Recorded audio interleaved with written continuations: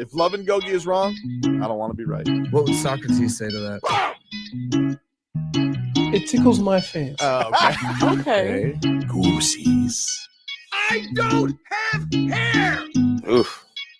You got Marcos. That's not Wait. Yeah. That's true. You do got me. Get over here, Marcus. Let me look at you. They don't want it.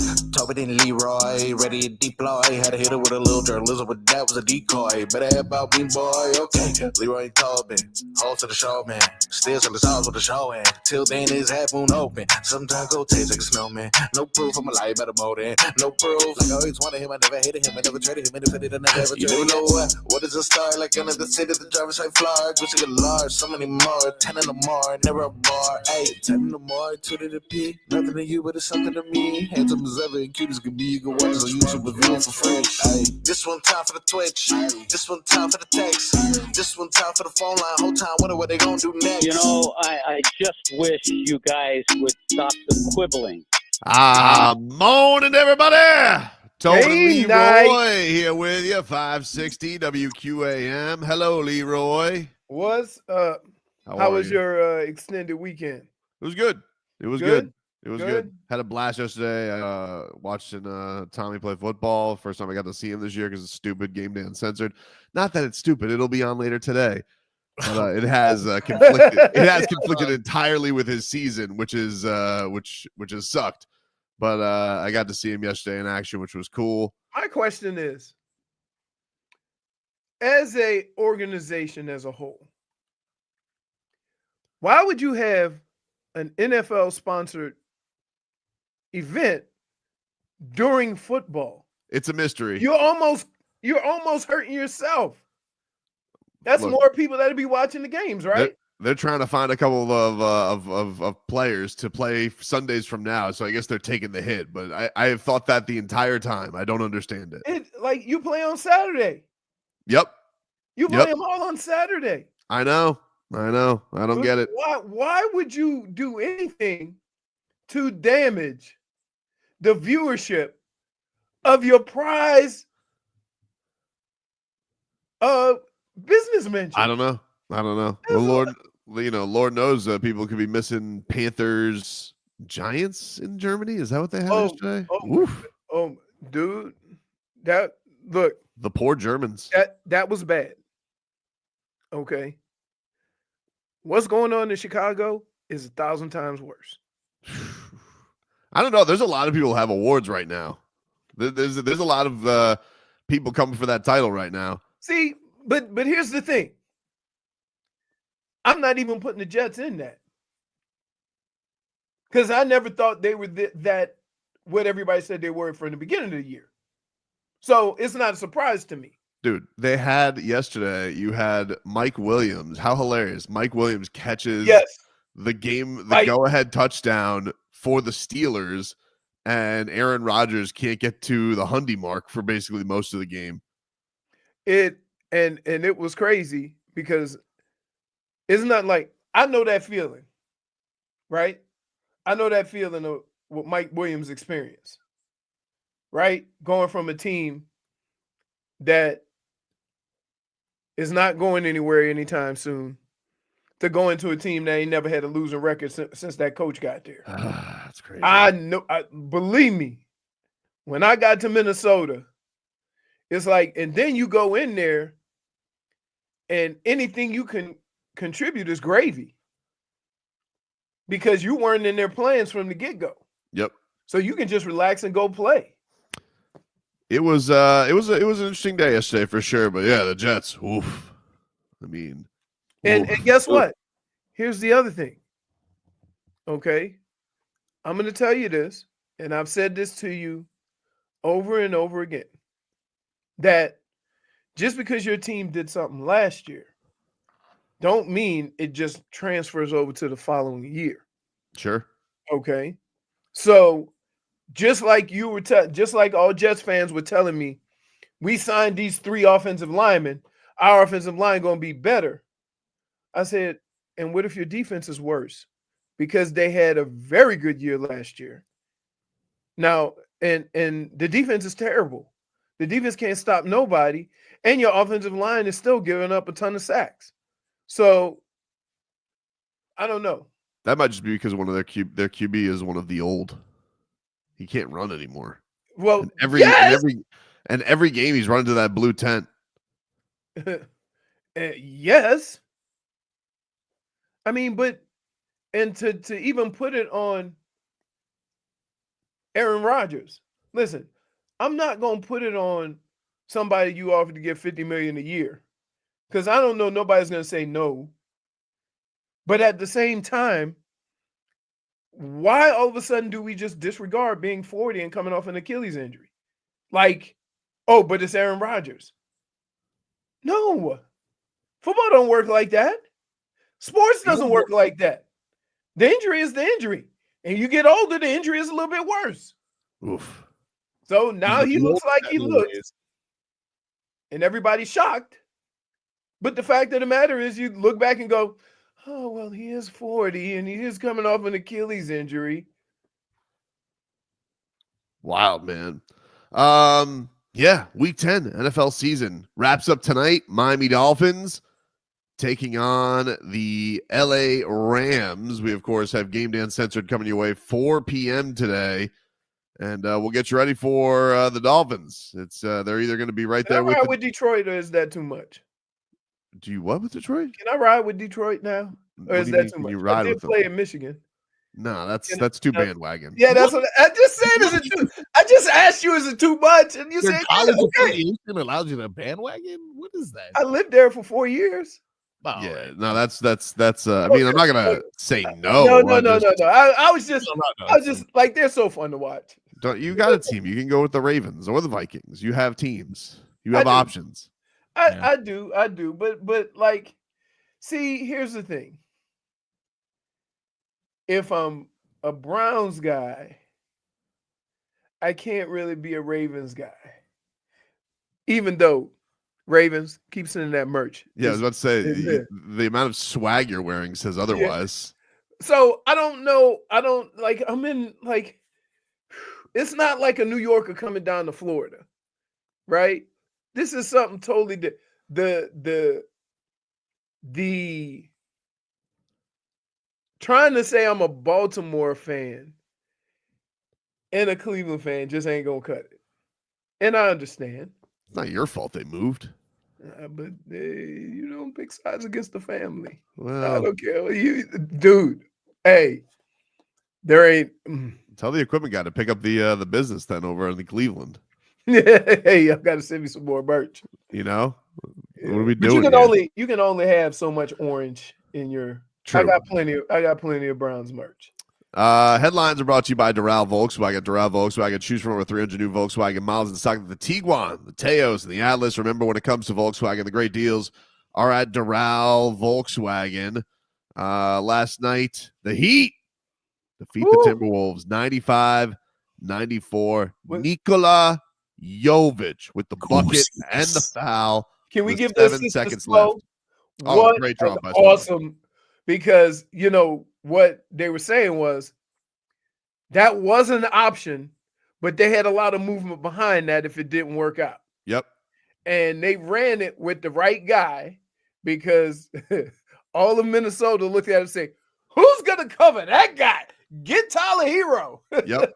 Tyler's been killing it. And not only that, but Nico, he got benched yesterday. He got sent out of the starting lineup, banished, and he killed it. Probably had his best game of the season. Right.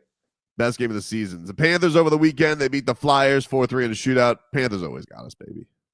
Panthers always got us. Are we taking them for granted? Probably. Because with all the other sports going on. Probably. And it's the beginning of the season. Are we not paying attention? Because I tell you what, I just scrolled through the scores after the Panthers play, and I just look at it and say, how much did they win by? I don't even like.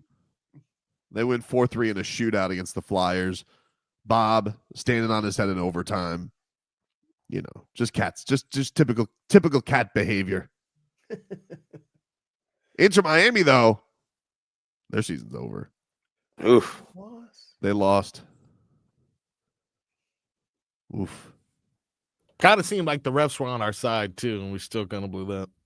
Well, I literally saw us push a goalie and they're like, nah, no card. Totally fine. I didn't see it. Sorry. Man. That's soccer. That's soccer, dude. You guys love this sport. How does this affect Messi's legacy? I'm pretty sure he's still rich. That's true. Handsome. The Marlins, they finally have their manager, Clayton McCullough. He was he was at the Dodgers for the last 4 years. Sounds like a Wait. winner. Wait. If I may. Sure. Why would you sign somebody off of a staff that comes from an organization that is used to spending all the money in the world to get what they want? Yeah. To come here and pinch pennies. Mookie Betts is the best coach he's ever had. For what it's worth. I'm just like, you see what I'm saying? Like, I understand. It like philosophically, it doesn't seem like it's a good match. It's But then nobody else wanted the job, so yeah, he was third choice, so at the very least that we know of. And we'll get into this coming on up. The Canes, the bill was due. The bill was due. They lost to Georgia Tech. Oof. They dropped to 12 in the AP poll. We'll talk about it coming on up. It's a Monday Rewind brought to you in part by your South Florida Chevy dealers. Looking for more power, capability, and technology with Chevy trucks? You're ready for anything. Chevrolet, together, let's drive. Take a break. We'll get into that Canes loss coming up next.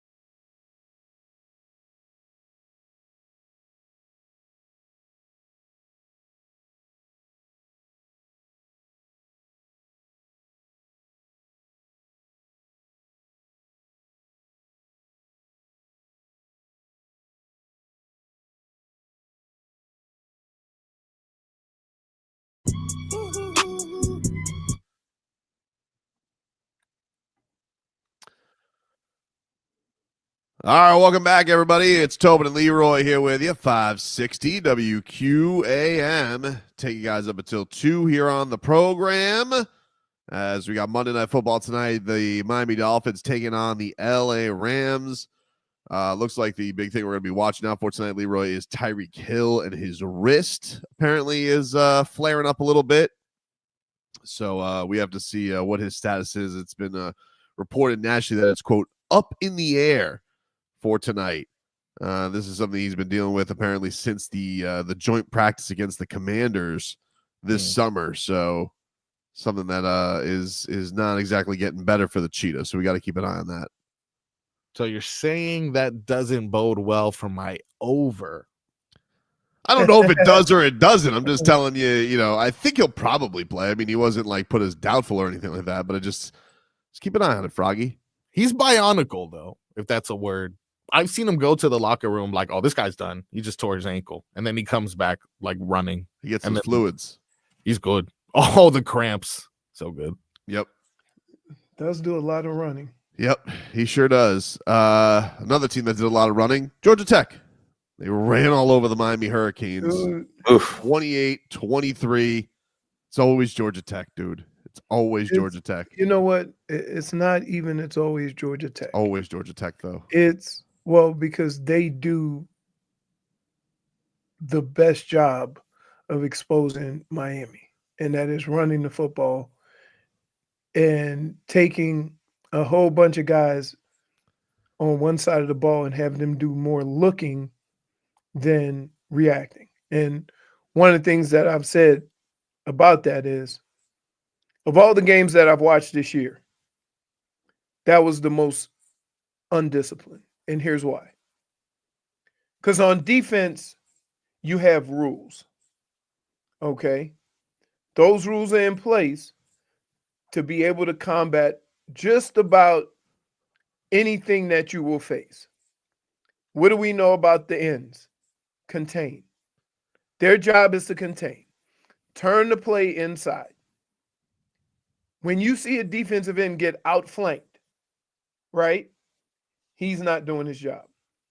When you see during the course of that game a number of times where they just ran the ball outside without no resistance out there, with no containment, somebody's not doing their job, because that is rule number one for a pass rush, for a running game, is to not let anybody outside of you.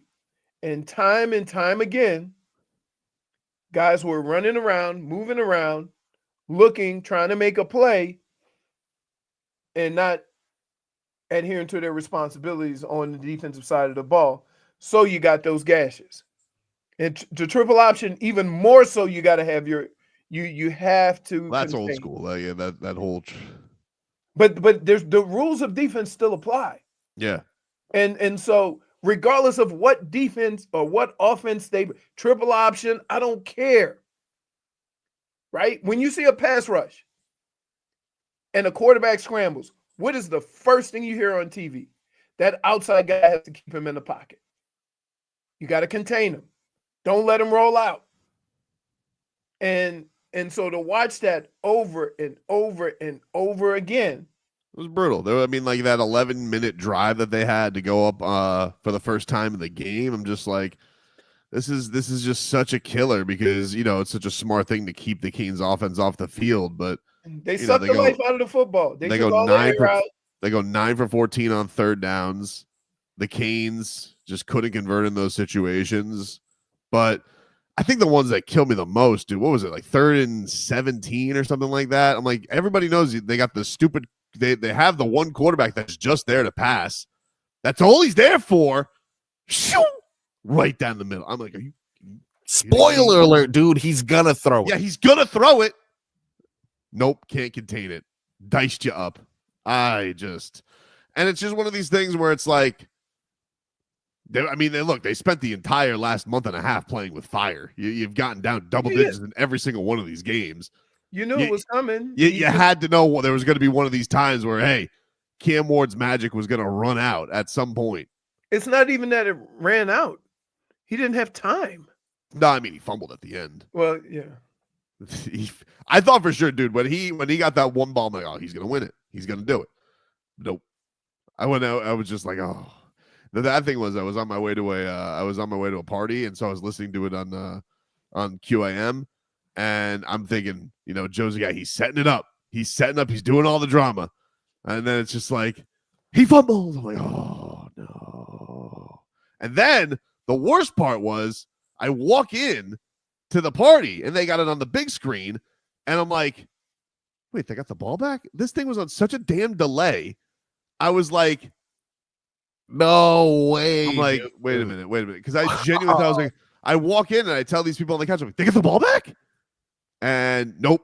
As soon as I said that, fumble again. Watching fumble again. Everybody looked at you like, what are you talking about? What do you Never mean? mind. The ball Never, back? never No, mind. dude, he does that with everything. Never mind. If we're watching something, he's always ahead on the draft. What He's a always ahead. spoiler, I don't know what kind of. It was there was a big delay, dude. I mean, I was listening. I know that on radio we're ahead, but I mean, we were way ahead on the stream. It was crazy.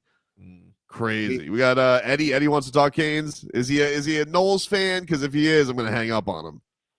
Why would God, man, you sound like, hey, brother. Listen, brother. I know Leroy and Tanner Crowder are both NFL players. Miami failed that game when it was in the second quarter. I think it was second quarter. They had 3 timeouts. I was still at work. It was 3 timeouts. They went for the 3. They only lost by 7 points, bro. If you take about everything they did, they only lost by 7 points, bro. I hated everything they did. It was bad coaching. Well, So you're saying you thought that they lost when they went for the field goal to go up 10-7? No, it was 10-7, and it was 3 points. 3 points. All they had to do was just get the 3 points, and they had the ball back. You had 4. To be honest with you, had 4 timeouts because you had 2-minute warning.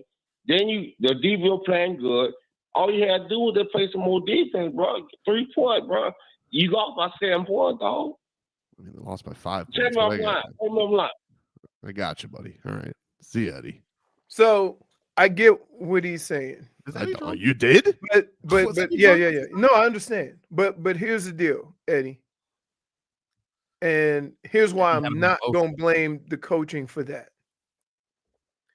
Is at some point as a coach, you got to try to take all the opportunities given to you. So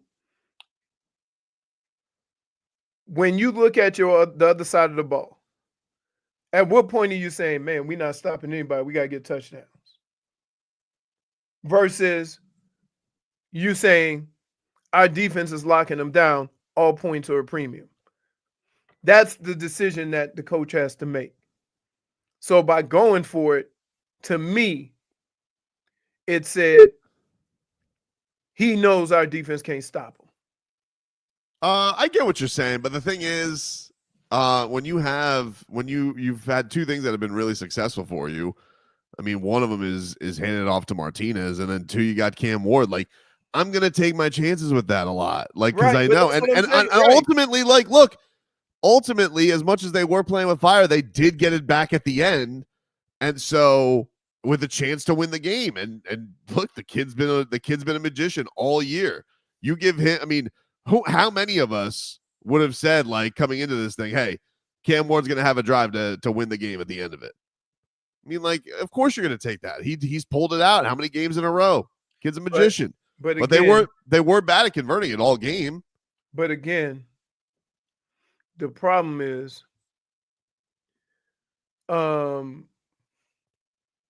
you can't keep playing that game.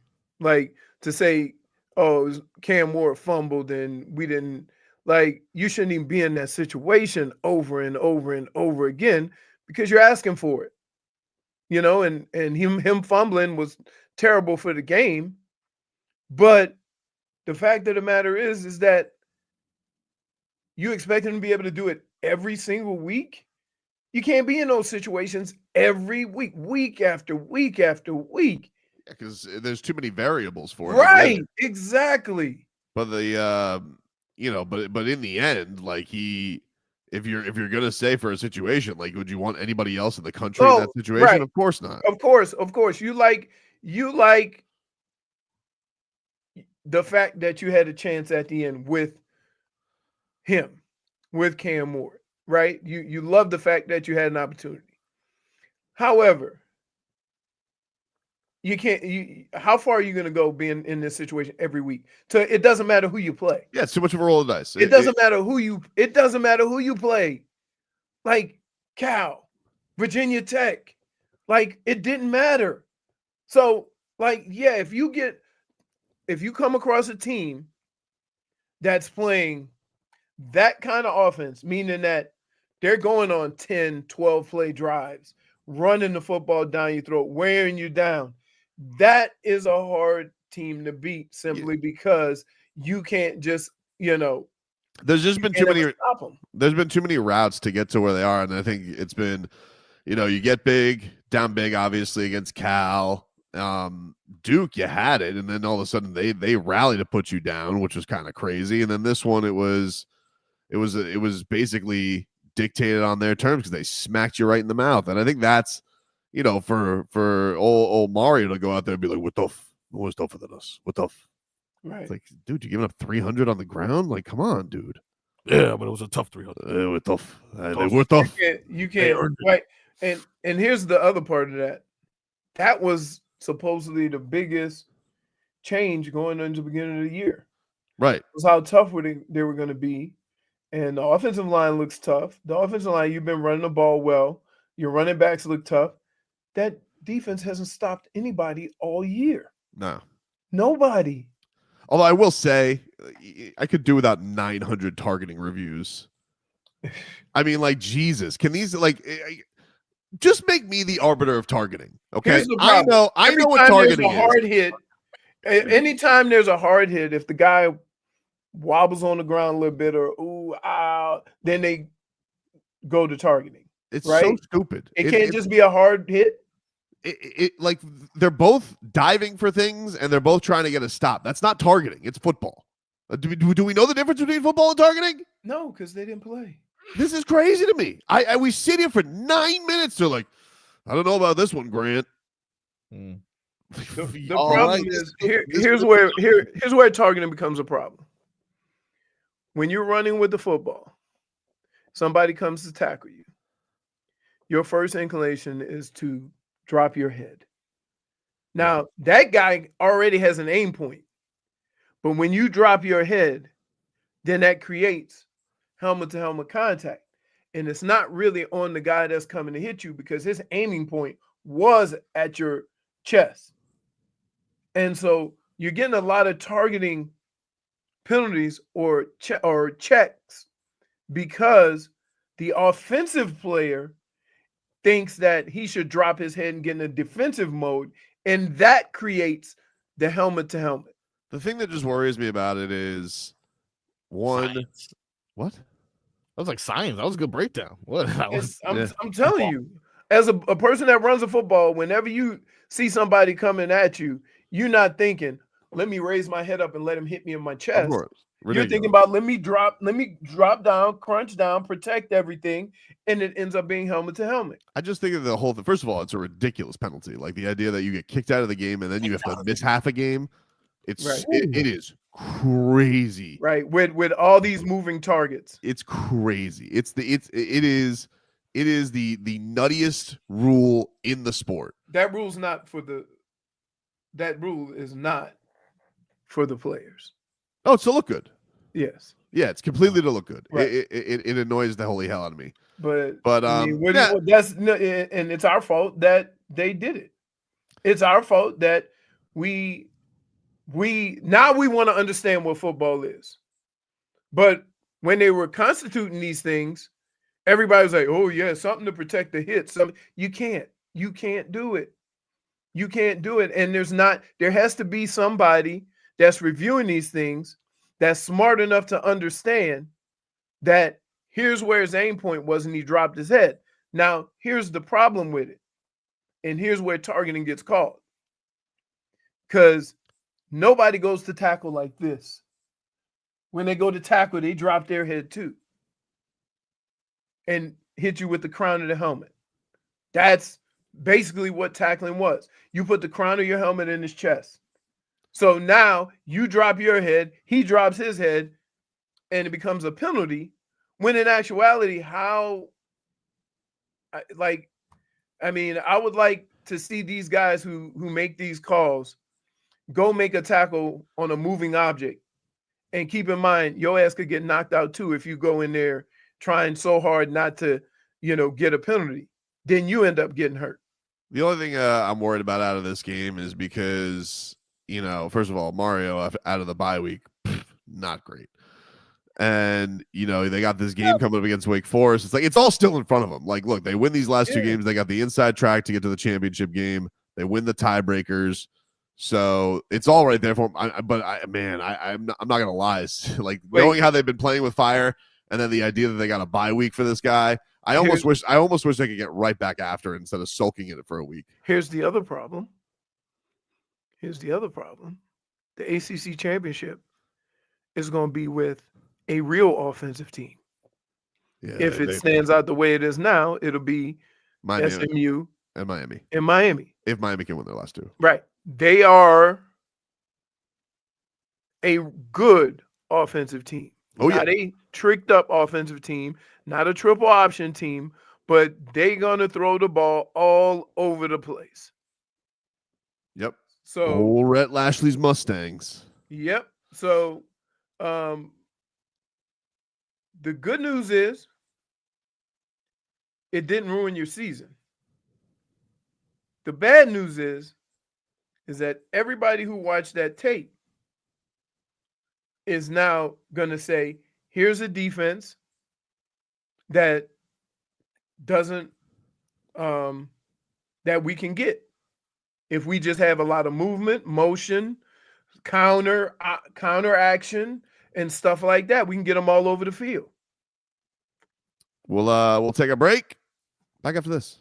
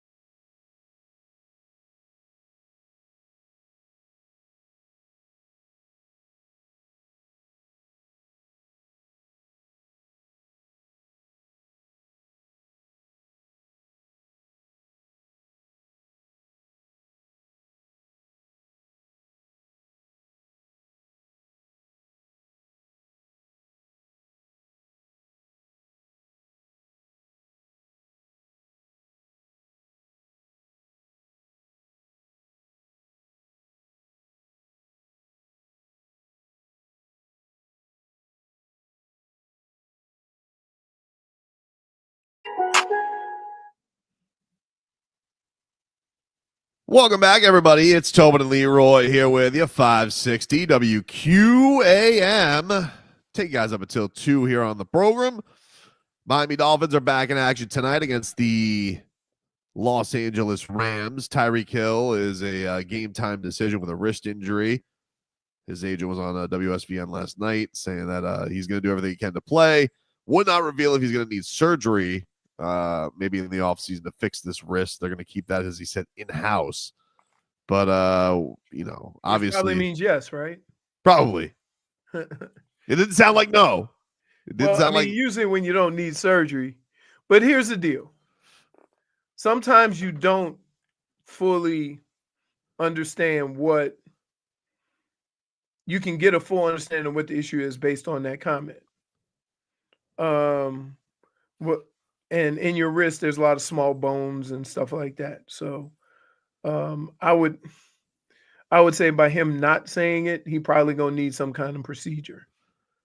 Speaking of procedure, Austin Jackson is out tonight with a knee injury. He may need a cleanup, but the Dolphins will be without their starting right tackle. We call that in the business a debridement. Ooh. But Julian Hill anytime touchdowns are back. I got some good value with an OBJ anytime touchdown. Good luck. But hey, if he does, season's turning around, baby. I was right the whole time. So now you believe him because he got his 3 catches for 15 yards? Worth the money, baby. Wow. Huh. I never thought about it like that. He looked a little more nimble last week. He did look more nimble. I agree with you. I agree with you. You know, looked like he was, and now we got a little wrist injury going on. This is a perfect game for him to score. So you think that this opens things up for you? Yeah, for sure. I think the Dolphins, OBJ, and my hot takes are on the comeback. Seems like Ribbit Craycraft is going to be back too, Frog Boy. But objectively, that's a point. Point for Tobin. The intangibles wonder. If Craycraft scores before OBJ or Julian Hill, will you be upset? Or no, I'm probably gonna throw a little on River tonight too. Wait, he just upped this. Well, he don't want to let none of that sneak by him. Nah, I'm going with both. Yeah. If you combine it with a Dolphins win, you get true value right there. Ooh, wow. Just two legs. I'm a little nervous about tonight's game, man. I think this is a Rams. This Rams team's got talent.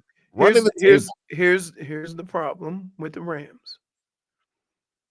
They do a lot of the same stuff in the middle of the field that you do. So this game is either going to go one of two ways.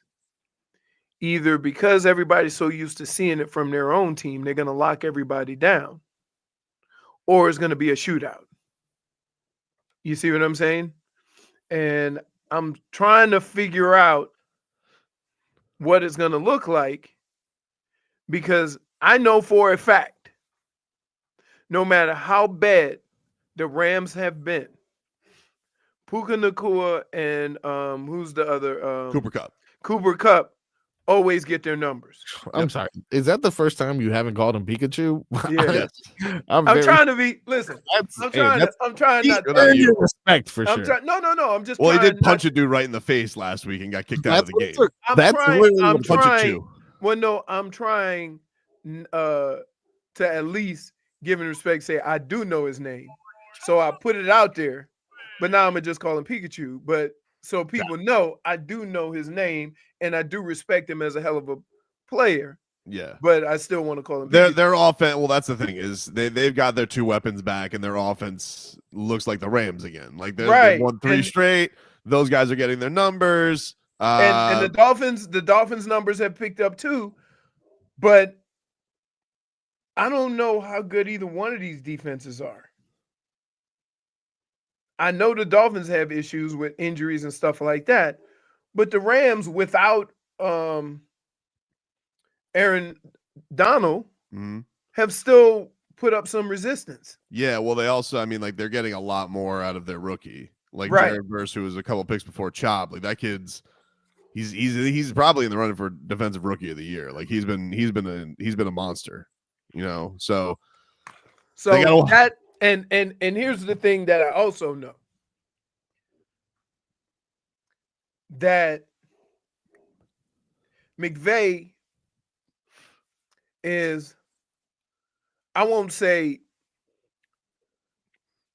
not as patient or more patient than Mike McDaniel, but he knows how to maneuver during the course of a game a little bit better because he's been doing it. You understand what I'm saying? So if he sees a look on the field or he sees something, like, he can adjust and move through that offense a little bit quicker than Mike McDaniel has over the last. Now, he's gotten better this year, but he hasn't had the players. Right. So, like, it's just, can the Dolphins win? I think they can win, especially if they play like they did last week. Correct. But I don't think this is I don't think this is one of those games where, like, your Dolphins, you're like, oh, the Rams, they're not that good. It's like, they're way good enough to kick your ass. Like, you can't think you're walking in there and you're going to breeze through this thing, because they'll make you look silly. I think one thing that's probably going to be helping the Dolphins is they've taken on, like, really mobile quarterbacks the last 3 weeks. So now at least you get to face a statue, but he's a statue that could carve you up. Right. So that, and by the way, if I may, we talk about the Dolphins not being able to beat Arizona. Did you see what the Jets did to Arizona? Oh, dude. Are we really going to do this? Cardinals are fun. Yeah. I mean, I'm telling you, every time Kyler Murray takes off and runs around outside, in my head, Benny Hill music goes on. Doesn't even pump his arms. Just like he looks like he's trying. They're just not long enough to move. Right. They're too close to his shoulders. They got their ass. And then he's got a hose. Oh, he does. He's got a real piss whistle on him. What? That's what they call him. Oh, he was a baseball player though. So. Yes, he got drafted. Didn't he get drafted in the first round baseball? By the A's. By the A's, yeah. By the A's, everybody was. Him and so he took the route of John Elway. Yeah. Except John Elway, people don't realize John Elway said, I think if he was going to get drafted by Baltimore, I think Baltimore was still in Baltimore, that he was going to play baseball. And that's how he ended up in Denver. Crazy, man. We'll take a break. Got some salty things around the NFL we got to get to, man. People are mad. Woo! We got some. We are getting to that point of the year where people are looking to get fired and whatnot. So, you ever notice it's always centered around the same organizations? Yeah. So if I tell you, where's the most dysfunction right now? Give me 3 teams right off the top of your head. Cowboys, Jets, Raiders. Yeah. No, the Raiders is expected. Giants. Right. Let me say, hey, I don't want to wake up tomorrow and the Panthers have more wins than the Dolphins. I don't want that. We get to the middle of the season, and you always know you're going to have Cowboys, Giants, and Jets as your go-to conversations. We'll take a break here on the show. We'll bring you some sound from the NFL. Dolphins in action tonight against the Rams. Take a break. Back after this. Every time I see him run, I think the Benny Hill music should be playing.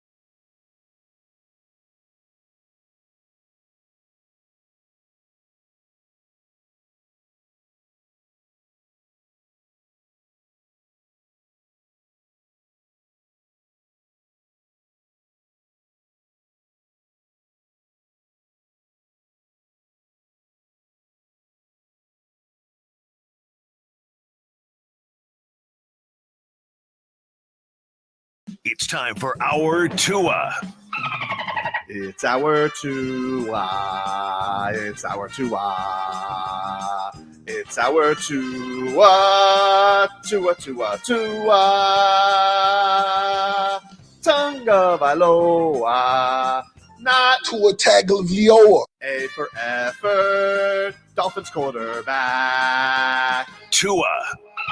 It's our Tua. It's our Tua. Tua. Tua, Tua, Tua.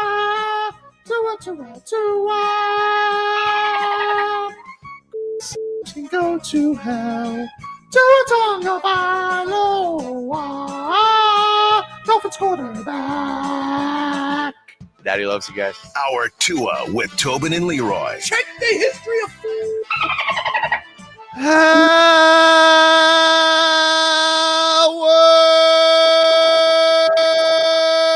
To the program, ladies and gentlemen. Game night.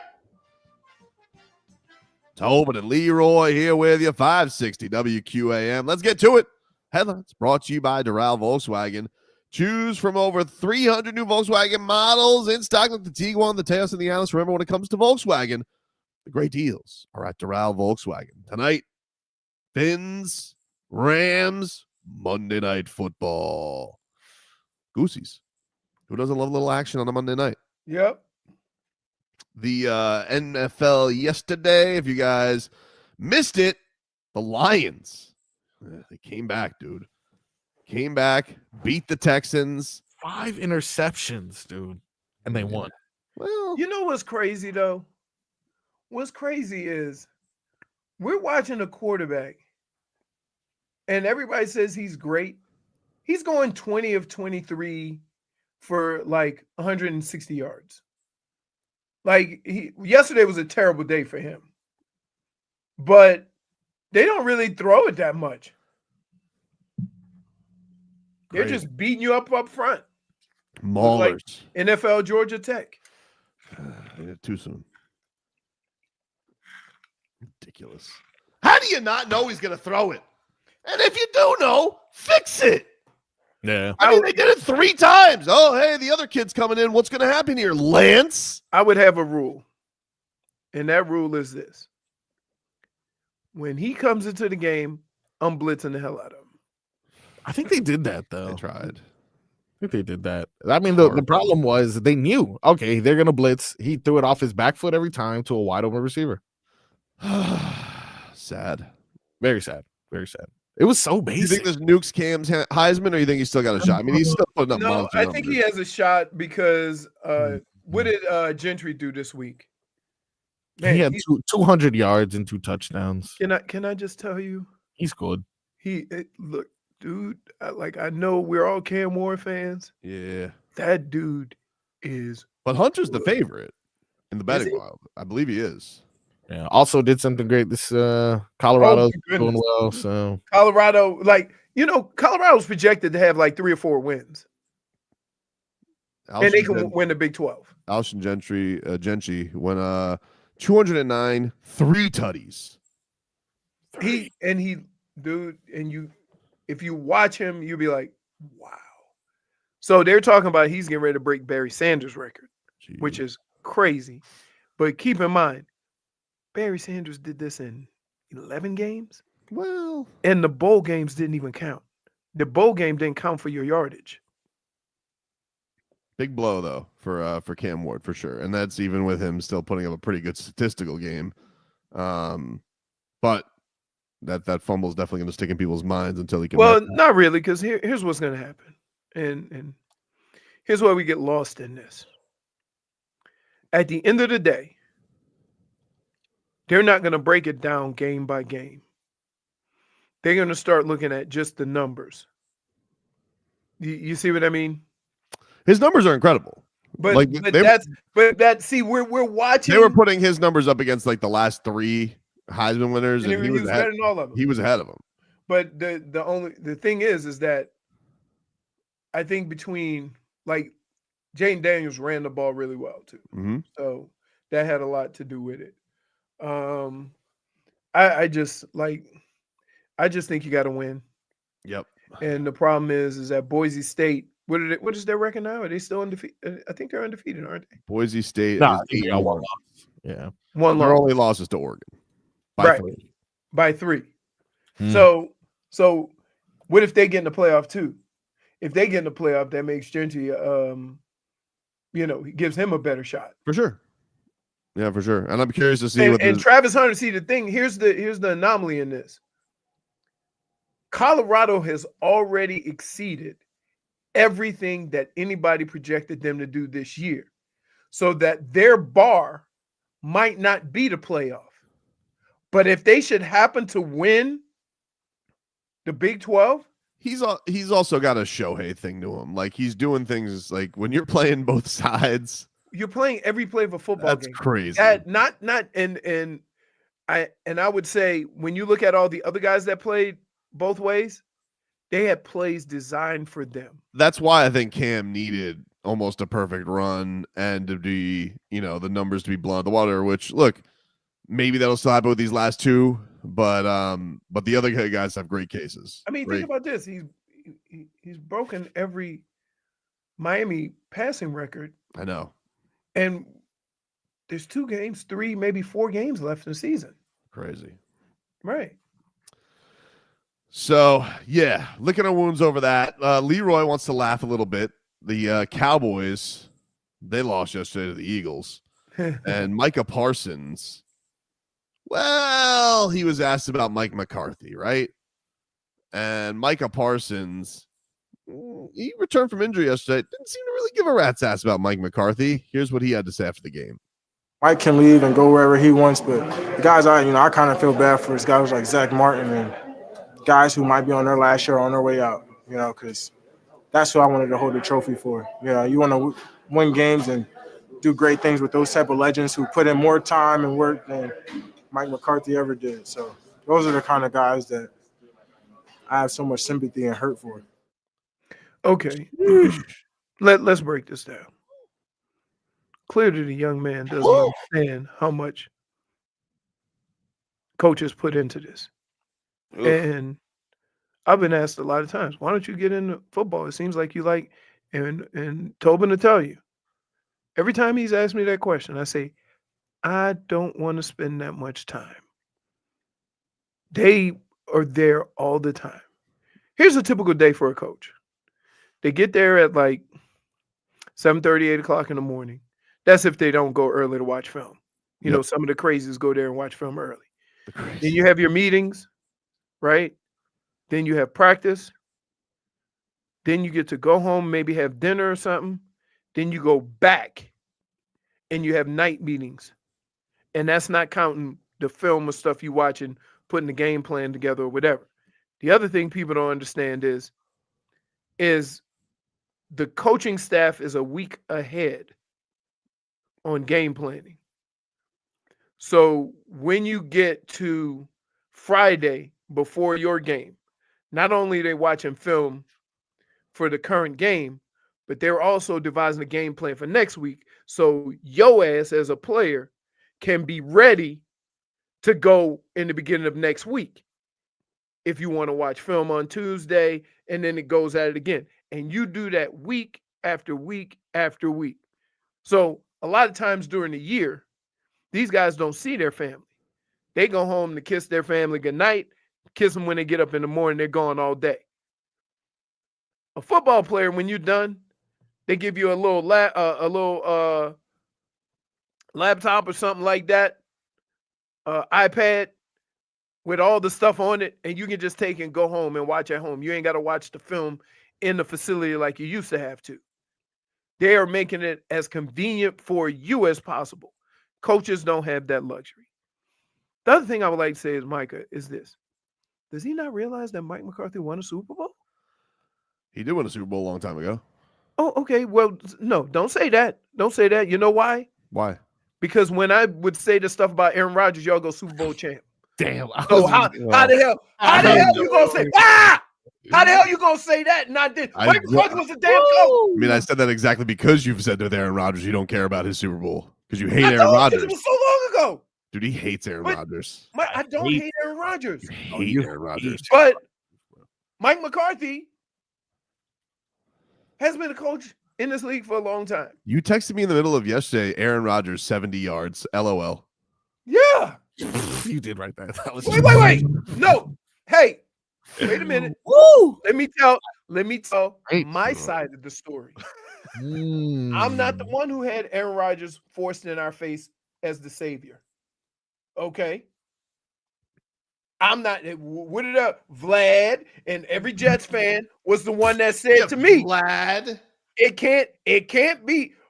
Listen, we had terrible quarterbacking. Now we got Aaron Rodgers. It's got to be a step up. So when I see numbers, 70 yards passing for a guy you paid $50 million a year to, can I not mention it? Can I not say something? Does it sound like you need to get more bang for your buck? I'm just saying. Don't they have $50 million in dead space next year? But I'm just right. So am I the one being a hater, or I'm just? You're not being a hater. I'm fine with you hating, but No, you hate it. wait. Marcos, did you just hear what this jacket? No, that makes sense though. Yeah, you can be a hater and hate for no reason, but you can also not be a hater and just hate something. You know, it's okay to hate. No, that's not what he said. He said, "You're not being a hater, but I'm okay with you hate." See, exactly. you were hating for no reason. You know? What? Dude. No, wait, like, yeah, come on. But hate Aaron Rodgers, dude. I mean, you hate him. No, I don't. I've never seen you dislike an athlete more. What has been my whole argument with this Aaron Rodgers thing? They're too much. No. What has been my argument? The old are going to be old. Right. 40-year-old off of Achilles. But you also just seem to hate his essence, not just that like people blew him up. Like I think he bothers you. No, here's what kind of got me going. Eli Apple's spot.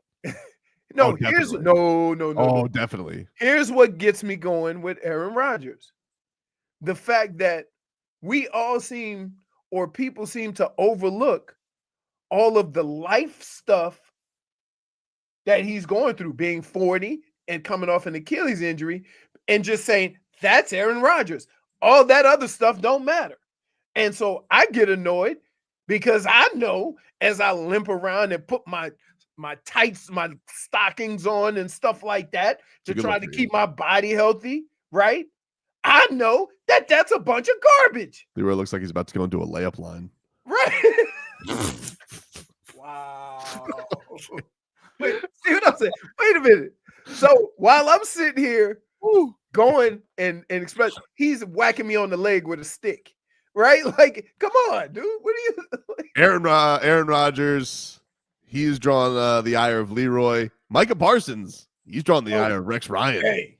Rex Ryan, not happy with Micah Parsons. This was on Jet Up this morning.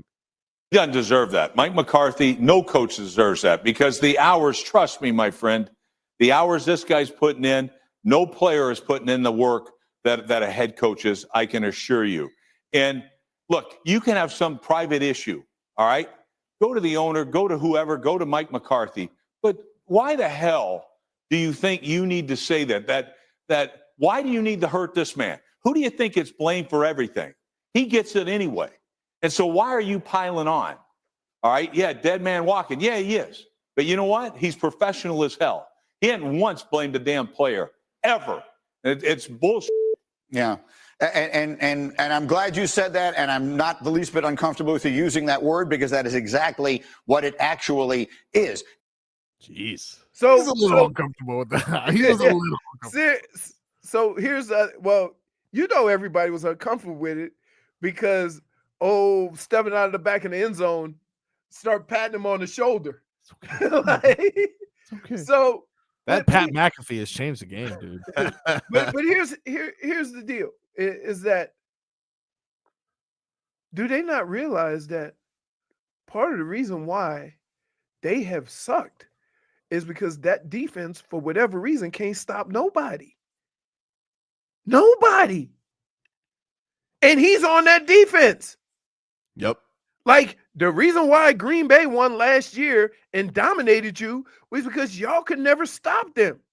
So how is he talking about a coach when he's playing a role in it? That's why you don't call out players or call out coaches. Because in a team sport, I'm more than sure we could pick your game apart and publicly identify your role in all these losses. The fact that he wasn't even playing. Oof. We'll take a break. More to come here on the show. Dolphins getting ready for the Rams. Take a break. Back after this. Leroy, If I'm honest. Yeah. you taunted the butcher? The deli lady. She's a butcher. She lied.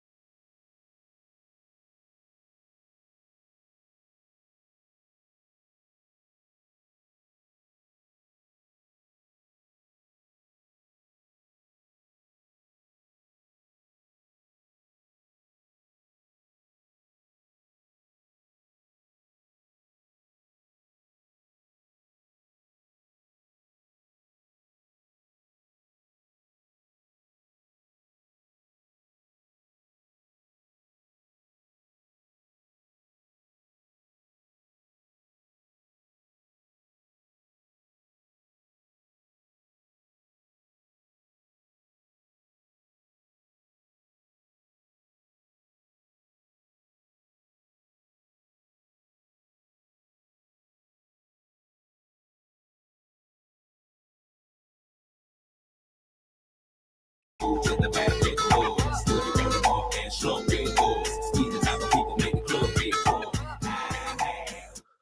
right, welcome back, you rascals.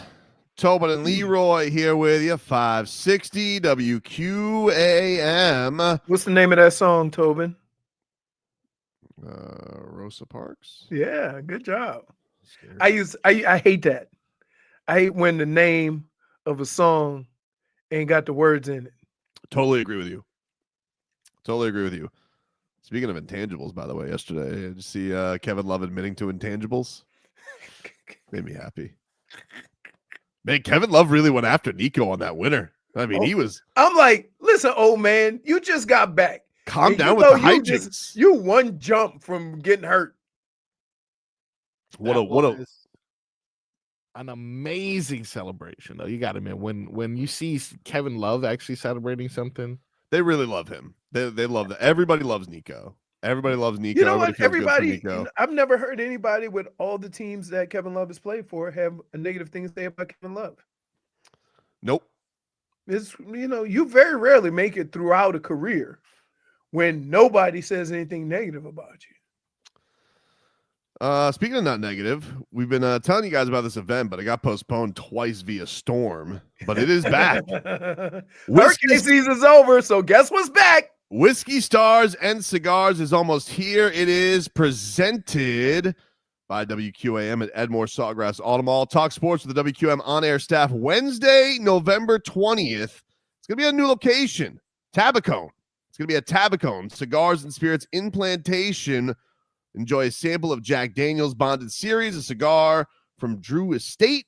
That's Wednesday, November 20th at Tabacone Cigars and Spirits at Plantation Walk, presented by Edmore Sawgrass Auto Mall, your 2023 Dealer of the Year, sponsored by The Main Man. There's nobody better to help you flip your biz and cash out big than The Main Man and the injury law firm of Cohen & Judah, where a partner handles every single case. Call them today, 866-FAIR-FEE.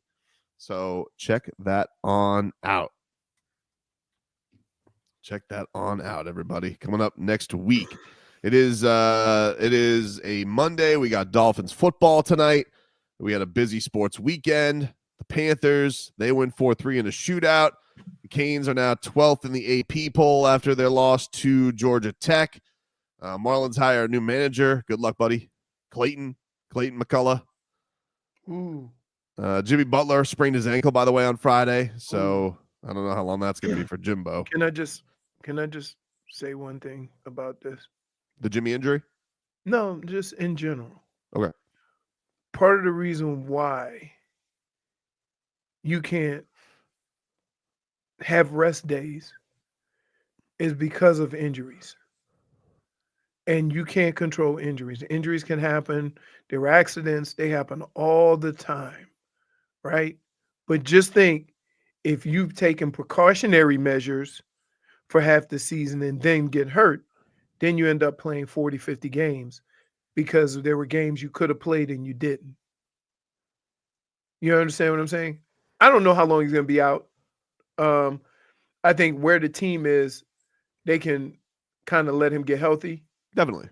But this is why you play when you can play. But this is also one of those things where I told people who were expecting 70 games, I'm like, he's going to get banged up at some point because Jimmy Butler gets banged up. Like, that's going to happen. And it's usually an ankle, usually early in the season. If I had to get, at best case, he'll be back next Friday against the Pacers. But see, Friday. That getting the injured part doesn't bother me, right? Mm-hmm. It's the missing games, not right. And say you lose a couple of those games, and then you get hurt when you really can't do nothing about it, and your team goes into a slide. Whereas maybe you could have got one of those 2 extra wins playing limited minutes or something like that. You can't control injuries, but you can control when you play. So for players, and this is a lot of players that have these rest days or, and then they go get banged up. You know what? Guess what? You would have ended up, if you played in all the games, end up playing in only 60 games anyway because you get banged up. Mm-hmm. Now you've made that 60, 50 games because you sat out some games as far as rest. That Denver game was crazy. They were down 26 at one point and still had a shot. Like, it was It was insane. And the back and forths. Is Joker the slowest moving superstar you've ever seen in your life? I don't know, but he's too good. I mean, he's too good. It's like he's like do assist. Somebody asked him because they've lost one, and they said, "Have you had a bad game?" He goes, we lost game 2. He goes, "You had 42." He goes, "Oh." He doesn't even hurry. It's crazy. Meanwhile, Bam did a lot yesterday. Defensively. Hey, wait. Did a lot defensively, Marcos. He do a lot defensively. Marcos. Yeah, let me explain why what you're doing is ridiculous. Ridiculous. Because what Bam is asked to do on the defensive end is unlike any other player on that team. Did you see that last play? Who he was guarding? Cry me. No. Dude. Did you see the play he was guarding on the last play of the game? Yeah, who cares who he's guarding? Let me tell you who cares. He's the center. Right, and he was out there guarding a wing. That's my point. He's the center, and he can't get 6 rebounds. He doesn't play in the paint, though. He doesn't play in the paint. Oh my God! There's always excuses for Bam Adebayo. Wait. Hold on. He's in love. He's washed. Time out. Face it. Time out. Let me tell you why you're a rat bastard. Why, dude? Why? Because on Friday, when we were talking about chili peppers, we had the conversation, and I said, I don't know how many rebounds Bam will get because he's playing on the perimeter, even though he's a center. Well, he got a lot of rebounds against Denver. If you guys were doing the Denver game, we were talking the Denver game, and he did great in rebounds. Now, look, you just couldn't stop Joker. I mean, what are you going to do? The Joker was nearly a perfect game, but can he ever stop Joker? The only thing with Bam, it's a big thing, but the thing with him right now is he can't hit the broadside of a barn. It does. If it's not a dunk, he ain't hitting it. It's crazy, and it looks raggedy. He's shooting like he's missing a lot. He's shooting 38% from the field. It's great. We have Rudy Gobert. That would be great if all of his shots were threes, but he barely shoots threes. And so all of his shots are 38%. Bam Adebayo, this is crazy. You go Bam Adebayo shooting 5 to 9 feet on NBA.com. He's shooting under 31%. Tell me, Leroy. Tell me how his defense is somehow affecting him 5 feet from the basket. I'm gonna tell you like this. That might not even let him make your team, Marcos. The lava. He's not lava worthy at the moment, dude. His guy is in love. But I tell you what he will do. Yeah. He will stop old Gabby from getting crossed over. Bam Adebayo on layups is shooting 35%. Bam Adebayo on his jump shot, 28%. You understand how bad? If it's not a dunk right now, he can't hit it. It's crazy. I'd rather Drew Smith out there. That's how I'm feeling about Bam Adebayo. Let's not say things. No, you wouldn't. No, you wouldn't. Same thing. Because Same then the amount. other team will score 160. He did have a great dunk yesterday, though. Objectively, you saw that dunk? That was a good dunk. It was a pretty good dunk. That was a good dunk. Okay, fine. But Jesus, man. His shot, and by the way, you know somebody said something about Asia Wilson because he told somebody in the Denver front row, I'm going to slap the bleep out of you. So you know somebody said something disrespectful. Now it's getting in his brain. Before, it was like, what are you going to say about Bam? You got nothing. Then Bam has a little slumpy slump. Normally, it'd be like he'd fight his way out. Now people are getting in his brain. I'll tell you what, though. I'll tell you who's not in a slumpy slump, though. Tyler. Nope. In fact, that last play, you see the way they were circling around Tyler? Yep.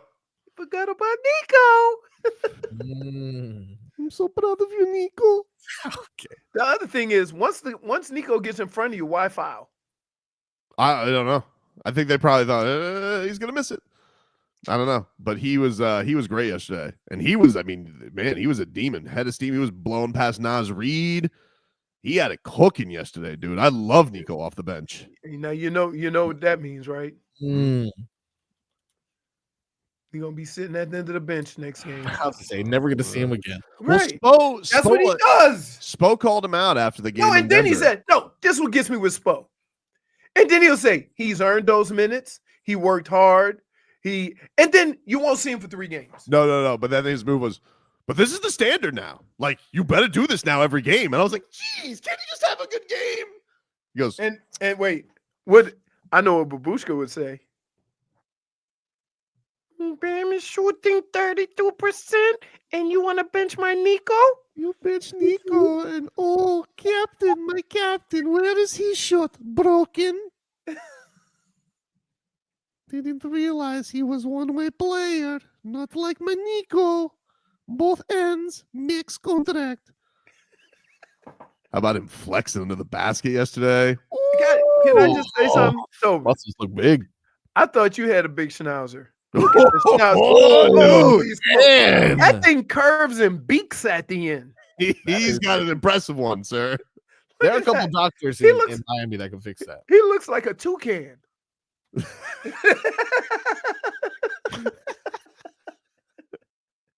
Oh, God. Man, yeah, he's got a beak on him. Trust me, he's in the club.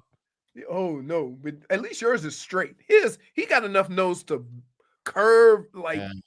Holy smokes! Now yours look like a candy corn compared to his. I ain't gonna lie. Oh man, he was. Schmieden says Nico is schnoz read. Point for Twitcher. What a moment. That was fun yesterday. They definitely needed that. If we would have lost another one on a putback, oof, I don't know. Wiley Coyote might have needed a minute. Thankfully, they get that win.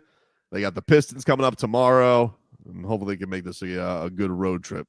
We'll take a break. Leroy will gather us around the locker room. But and first, game balls and game bums. But Leroy, we got something coming up here you want to tell the people about? We got something coming up this weekend. You guys have heard men have to be strong, have to be tough. But when it comes to our health, we slack a little bit. So we need to start being smart, especially if you're over 45 like myself. That's why I want to invite you guys to join Alonzo Mourning and other special guests, including Dan Marino, Ed Jovanowski, at the Miami Heat Men's Health Summit on November 16th and learn how to take a proactive approach to your health from some of the country's most renowned health experts. Plus, you get to enjoy fun activities, giveaways, raffles for autograph prizes, and more. There's no time to waste. Come and get a health screening like Alonzo Mourning did. It saved his life. It can save yours. It's go time. It's Zo time.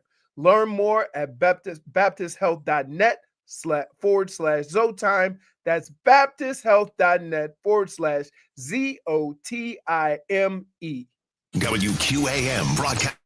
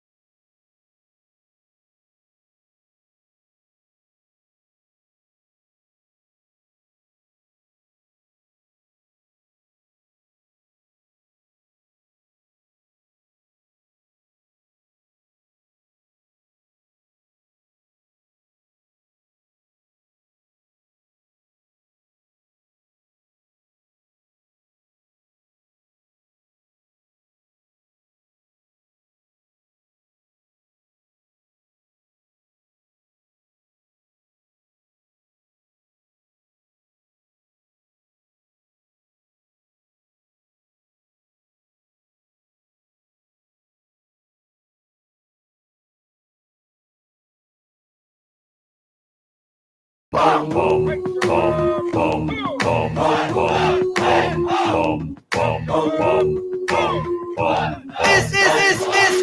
guy's a ball.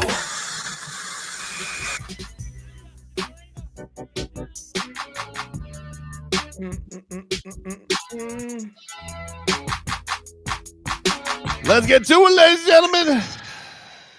Tobin and Leroy back with you here. Bingo card. That's not fair. The intro music was still playing. Wow. no, Hey, wait, Marcos, I got it. Wait, why, my friend, were your lips moving? What? Hey,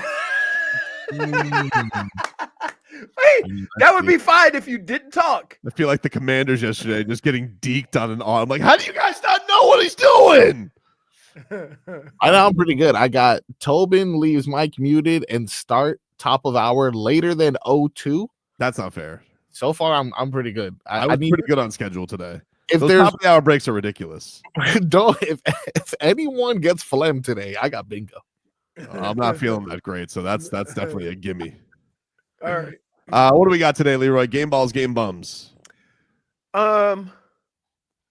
I'm gonna go ahead on and give I like to give game balls to people who, do things that the world doesn't expect. The Indiana Hoosiers are a top 10 team. They look like it. Michigan did everything they could, but they just can't score. And you're going to have to win in the Big Ten, or if you're going to go anywhere in college football, you're going to have to win some ugly games. Nobody goes unscathed. You got to win some ugly games. And so kudos to the Indiana Hoosiers because even though they beat my team, good for them. Good for them. Game bum? My game bum.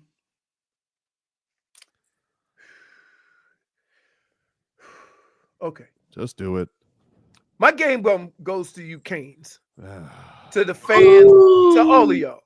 Because let me explain something to you. Leroy. All year, I've been called a hater for saying I lived through the same situation the Canes are going through, and it bit us in the ass. All year. Oh, you just hate. You just hate. You're just a hater. You're not a Canes fan. This is what I was told. Okay? But I do know a little bit about football, and I know that these things tend to work themselves out in the wrong way if you keep playing the same football week after week after week. No Canes fan thought they were the perfect team. You're putting words in our mouth. You're putting words in our mouth. We all knew we were a flawed team that were lifted up by a great quarterback. Now you're being self-aware, you bum. We all were self-aware. Marcos.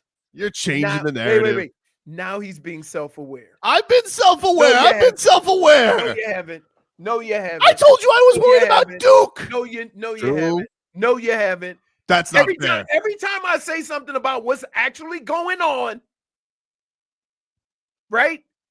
Everybody called me a hater. No, and I said, what I said the was only reason why I know about this is because I played on a team exactly like this. Okay. I know what this looks like. Here's the real truth of it. All right, this is how you're twisting and bending what I told you. I told you they were a flawed team, and I told you I was afraid of Duke because this team was giving up crazy points left and right, and they felt like they were being saved by Cam Ward. Correct. What I objected to last week was it felt like you put a little bit too much attention on two blue sections in the upper deck rather than a team that was 9-0 for the first time in forever. And you're not enjoying. You always tell me enjoy the ride, enjoy, celebrate it in the moment, and I've been trying to do that. And I felt like you were like, really, we're gonna harp on the fans not being there for a nooner. When, by the way, fans were there for a nooner. It was just a couple pockets, dude, couple pockets. By the way, you guys better show up for Wake Forest. Couple pockets. So I'm just saying that's where I took objection with your hating. But we all knew what the team was. Hating. Those are facts, dude. Like how long you think a team can last doing that every single week? It was playing with fire. Agreed. Right. Like at some point in time, you need to thump somebody and have an offensive output and stop them defensively. That's not Bethune or FAMU or FSU. which before this game, that might have been your worst game. Oh, the It fact was, I almost fell asleep. the fact that kid that intangibles went down, it should have been a sign of things to come. Dude, that you were down 25 to a team who Florida State beat. Okay? I know. And by the way, thank God. I mean, I don't wish injury upon anybody, but thank God that Georgia Tech's starting running back got hurt, because that kid, he diced the Canes up in 2 runs. Don't worry, their backups are good too. Good enough for the kid. Not to mention the quarterback. Brutal. Haynes So, King. yeah. I think it's not like a real name. Haynes King? Like, and so it's not that I'm hating. Okay? A little bit. But no, I'm not hating. A little bit. I'm not hating at all. It's just the reality of it is this cannot be sustained. And if you keep playing like this, towards the end of the year, it's going to keep happening. When you are known as the cardiac Canes, eventually there'll be enough blockage where you're not. Okay, name cardiac anything who's won the championship. They had the cardiac Browns, right? Cardiac Cats. Cats. Got Never won the thumped by championship. lightning. You know why? Because one time they won cardiac and they couldn't come back. You can't give up big leads in every sport every time. You can't do it. You could argue the Heat were kind of cardiac the year they took on the Nuggets. That ran out on them. In the championship? Just that whole year. They won a lot of clutch games that year. Okay. Just that whole year. But they did not win the championship. They still got jokered. Stupid Joker. Perfect basketball player. Doesn't even want to be out there. I got you. But still, I didn't want to. The only time a lot of people say I should have called out Bam. I'm not calling out Bam. Here's why. Because it's a long season. They've been into it, a month? A little over a month. Plenty of guys have nine bad. Plenty of guys have 9 bad games. It just looks bad when it's the start of the season. Right. That's it. So, you they got 73 games left. And by the way, I think we have called him out. It's not like we're saying, "Oh, it's going to be okay." Like when he stunk up the joint, we've said it. Somebody said I need to call out Heat fans for trying to get rid of Hero at any moment. Because they want to sell high? No, before trying to get rid of him. Oh. Well, I'm going to defend Tobin. And then I'm going to come right back at you, Jarrell. Whoa. You could have threw him in any trade you wanted. Nobody wanted him. That's a fact. Yep. Anytime you tried to dangle Tyler Hero in any trade, you got hung up on. So it wasn't just Tobin. But you can even tell, the way that Eric Spoelstra's speaking about him, his decision making, his playmaking, his efficiency. Spo has said over the past couple of ways, he's so proud of him. He's a weapon. This sounds looking into what he even did last year. You could look at last year before he got his ankle hurt, which was about the same amount of games. And some of the numbers are very similar, but you could see that he needed more shots. He's doing this with fewer shots. He's getting to the free throw line more assists. The kid, this all seems very, very legitimate. I'm sure there will be a spell too where he gets a little cold from the 3-point line, but I don't know when that's coming, because right now the kid can throw. Well, he can score in a number of ways, so that he can always cover that up if he's having a bad day shooting the 3. Yep. Here's the other thing. One of the reasons why we have to be careful in basketball, especially in basketball, guys are coming into the league younger, but they still have left that maturity number at 26, 27 as to when everything has been solidified, and then you know what kind of player you're going to get. For us to take these young players, not just on the Heat team, these young players, and after 2 years, call them a bust when everybody in the league has given you the 26, 27-year-old age, is being unfair to the player too. So how old is Tyler Hero? He's 24. 24. So the fact that maybe he's getting there a couple of years earlier means you're ahead of the game. Because if you go look around, it's 26, 27. But keep in mind, a lot of these players are coming into the league 20, 21, couple of 19-year-olds. So I don't know how much that changes, but it's still been 26, 27 is when you start your prime. Do you guys like Duncan Robinson and Ant-Man jawing at each other? Don't mess with Dunks. Here, No. I think it's hilarious. Dunks? Don't He take talks no- trash. I think it's hilarious. Yeah, he's tough. He's not about it. Now, he knew he was going to lose that jump ball, but Yeah. he knows his limits. Dolphin Kane says, I said I was afraid of what this team would look like without Cam, and Tobin and Leroy told me to enjoy the ride. Now you're blaming me for telling you to enjoy the ride, dude? Wow, Tobin. You lied to him, essentially. I really thought they were going to win, dude. I got to be honest with you. Like, I still thought at the end of it, I thought he was going to win that game. Up until, like, even when he fumbled, I was like, no, his knee was down. But here's the deal. Like, the fan in you says we're going to do it. Like, you remember that commercial? Oh, no, was it Indians? Or when they do baseball? All we need to do is get one man on and then bun him over and then go on the run. Like, you always trying to find how can we get out of this. So that's Tobin. Oh, we're not out. But then sometimes, for lack of a better, you're just like, oh, I'm done, over. That book it. I can't help the way I am. All right. We'll take a break, get you caught up with your headlines, including the return of the Miami Dolphins' heart and soul of the defense today. Dolphins, Rams, Monday Night Football. Back after this. My heart was in the right place.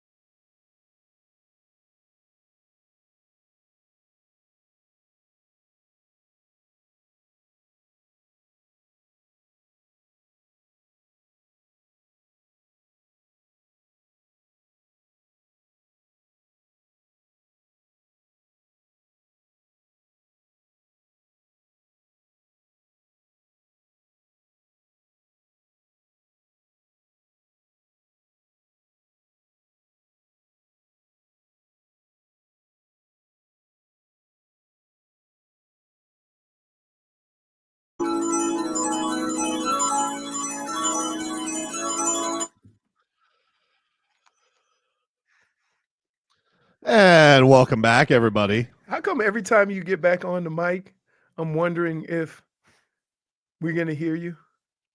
I don't know. And Marcos is doing his own show. Yeah, no, he's doing his own show. That's always when there's visitors in the studio. He feels like he's got to be. No. Doesn't have to do his job. He's got to be a tour guide. I'm totally doing a great job. Just want you guys to know. Got all this audio ready. It's going to be a great segment. Wasn't doing my own show here, although I did pick a poor rejoin song. So I will take credit for that. Let's get to headlines brought to you by Doral Volkswagen. At Doral Volkswagen, choose from over 300 new Volkswagen models in stock like the Tiguan, the Teos, and the Atlas. Remember, when it comes to Volkswagen, the great deals are at Doral Volkswagen. We have Miami Dolphins football tonight, taking on the Rams, 8:15, as the Dolphins look to, if they're going to start any salvaging, it better start tonight. But a Rams team that is a little bit hot right now. On the road, prime time. Mike McDaniel Tua era has not been kind. Not been kind, Leroy. I mean, all right. I'm just letting you know. Just all right. It's been horrible, dude. It's been horrible. I know, but I just think that usually when you play primetime games, that's your better opponents. Yeah, they've had some losses to Tennessee in there too. That's why I didn't say it. Because I knew you were going to go there. The one anomaly. They lost to the Patriots. They beat the Patriots. That was like their one win. And you're like, oh, yeah, great. Thanks. Lost to Jacksonville. Don't forget that too. In London, does that count as a prime time? No, that's not a primetime game. What do you? It's at London. London doesn't count as a primetime game. It's the opposite. At 9 in the morning. That's true. It is okay. But it's the opposite of a primetime game. Wait, by the way, how many people got up or were doing their thing and go, "Ooh, there's a game on," which we do every time there's one of these games. Wasn't it like Giants Panthers though? It's on the NFL Network too. Like no, that's no gross. It's on NFL. You know they tried to get us on Thanksgiving with that one NFL Network game. Yeah, nice try. Nice try. Listen, Tua kind of stinks in prime time, dude. He kind of okay, does. but he's played well the last 2 weeks. All right, but I'm just Can saying. we go there? You know, can he go there? Can he play good after the sun sets? Wait, so here. What are you doing, Froggy? See what you're saying right now? See what you're saying right now? What? Why didn't you agree with me when I was saying that about the Canes, about how the state of the team was going? I did agree with you. I don't think I disagree with you. I took umbrage with you calling out the fans. Wait, can I just say, yeah, say if you're that enthusiastic. That's the only thing I disagree with you. I didn't say that. I didn't say, like every time you would say, Marcos, does it always seem like we'll have an argument for like a whole show, and then when I'm proven right, he always says, I agreed with you. No. But here's the thing. This always happens. No, this is what you did. The Canes. Here are the Canes. The Canes were a delightful drug. All right, so far this season, and you're like, this was you. You're gonna be hungover the next day. I'm like, let me just have a good time. I know. Yeah, but see, when you lose like that, when you have the hangover, it's 10 times worse. Because you're going to look back and say, I knew it was coming, and it's going to hurt more. It does hurt more, but I was okay. You had to, wait, here's. It was worth it. If I may. The whole thing this offseason was being tougher and more physical. Yeah.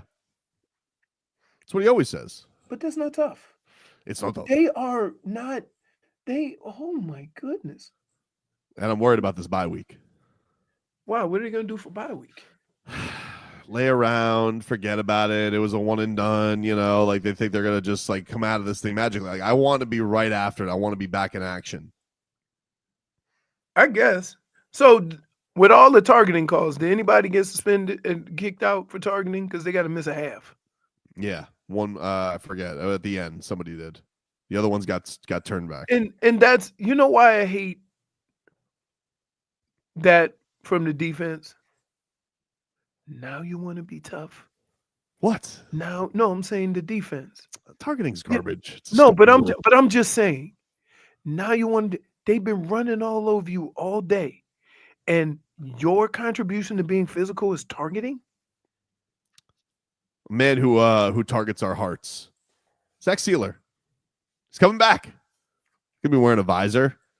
Got to protect those beautiful eyes. He says he is going to wear a visor for the rest of his career. Here is Zach Sieler. Yeah, I'll have a visor on for my wife the rest of my career. And she's right, though. I mean, I'll be honest, I don't want to go through something like that again. As frustrating as a visor is, remember in COVID, we had the visor and the face guards. And, like, getting your stance, you start sweating on it and everything, and it gets tough. But without the lower face, the COVID guard, whatever that crap was, it's a lot better. Just the visors. All right. Hey, I'm going to tell you. It feels like you stuck your head in a sauna. Does it? Oh, my God. There's no airflow. Your little fans in there. You can't, so here's what you did. After every play, pull your helmet up like this. Leroy, did you showed the picture that you had where you had the jaw? Yes, I had a hockey mask underneath. Yeah. Oof. Dude, I had a hole this big to breathe out of. So it was right over your mouth. So when I went into a game, mouthpiece, everything, that was in for good. Yeah, that's rough. I will tell you, though, there's something that still just bothers me about the Zach Sieler thing. I still think it was Eichenberg. I still think it was Eichenberg. Is Eichenberg out? No. Austin Jackson's out. I still think it was Eichenberg. So it was totally Eichenberg. Eichenberg is the only one to deny this thing that happened on the record, right? And everybody's been fuzzy on the details, which these are football players. All they care about during practice is details. So this was Zach Sieler trying to, when he was asked about, hey, so no, just ask the question. Who poked you in the eye? How did the injury occur? And here was his answer. What can you tell us about how it occurred? I'll be honest, I don't even know.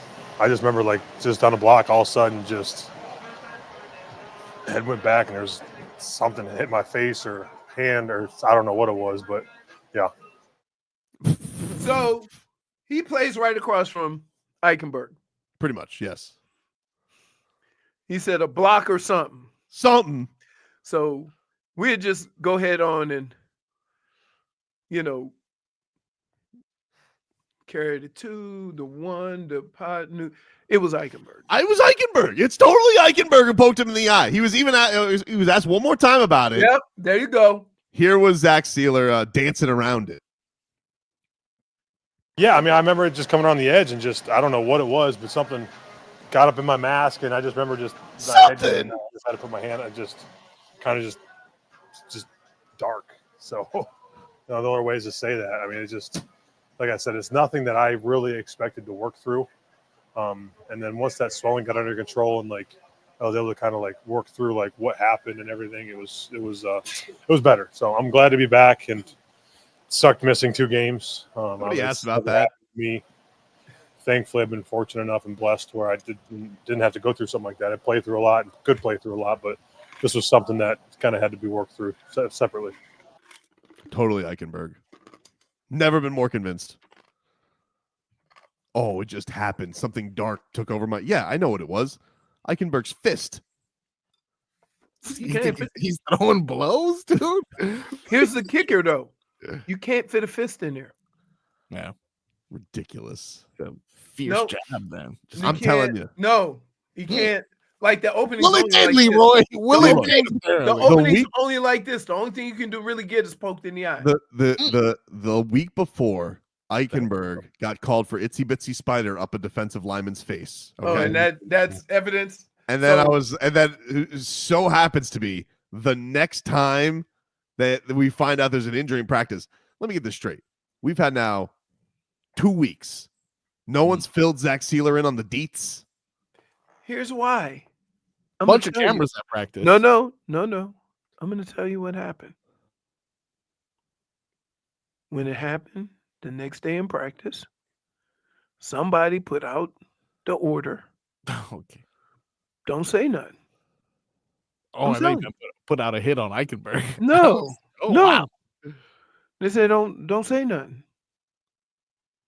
Why though? Why are we protecting him? I think they're close. I think that they're very good friends. Is what? Oh my god! Or it could be that's his good knows- friend. You ain't gonna throw your friend under the bus. He doesn't either. want to throw his friend under the bus, even though he totally poked him in the eye and broke his eye. Dude, If Jalen Ramsey, I saw that in real life. So there was a center for Green Bay, and Corey Fuller, who went to Florida State, was playing cornerback. They ran a sweep. Winters has been known as a dirty player. Him and Corey got into it. Corey said he spit on him, and Corey went Three Stooges on him. Poked him in the eye, right? They both got suspended, but it was a melee. Captain Insano shows no mercy. Hey, you don't spit on nobody. I'm telling you right now, the cover up is worse than the crime. We would have forgiven Eichenberg. No, you wouldn't have. No, you wouldn't have. I don't like to be lied to, dude. Hey, Marcos. I already don't forgive him. Marcos. Yeah. That sounds like when your girl say, just tell me, just tell the truth. It'll be all right. I'd rather you just. I'd rather just tell me. Then nope. Karen said Steelers' only friend was Wilkins. Everyone else should get snitched on. I bet you Wilkins knows. Be like, hey, Wilkins, did you hear about what happened to that Dolphins practice? He goes, yeah, I heard it was Eichenberg. Had the slippery fingers. No, Leroy defends coaches only because he fears getting sued by the NFL. What? People are stupid. Really? Really?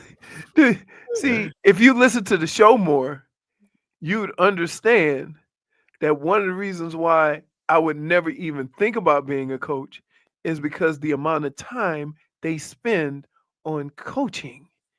And so to hear somebody say a player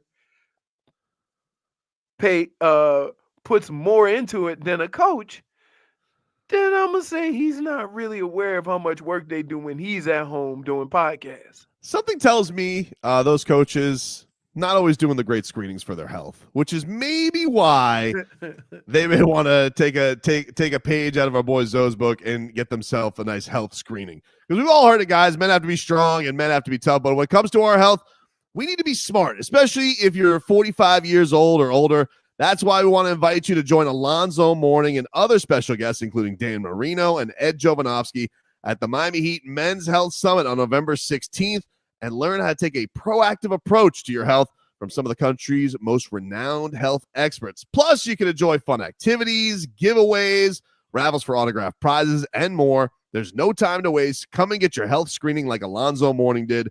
It saved his life, and it can save yours. It's go time. It's Zoe time.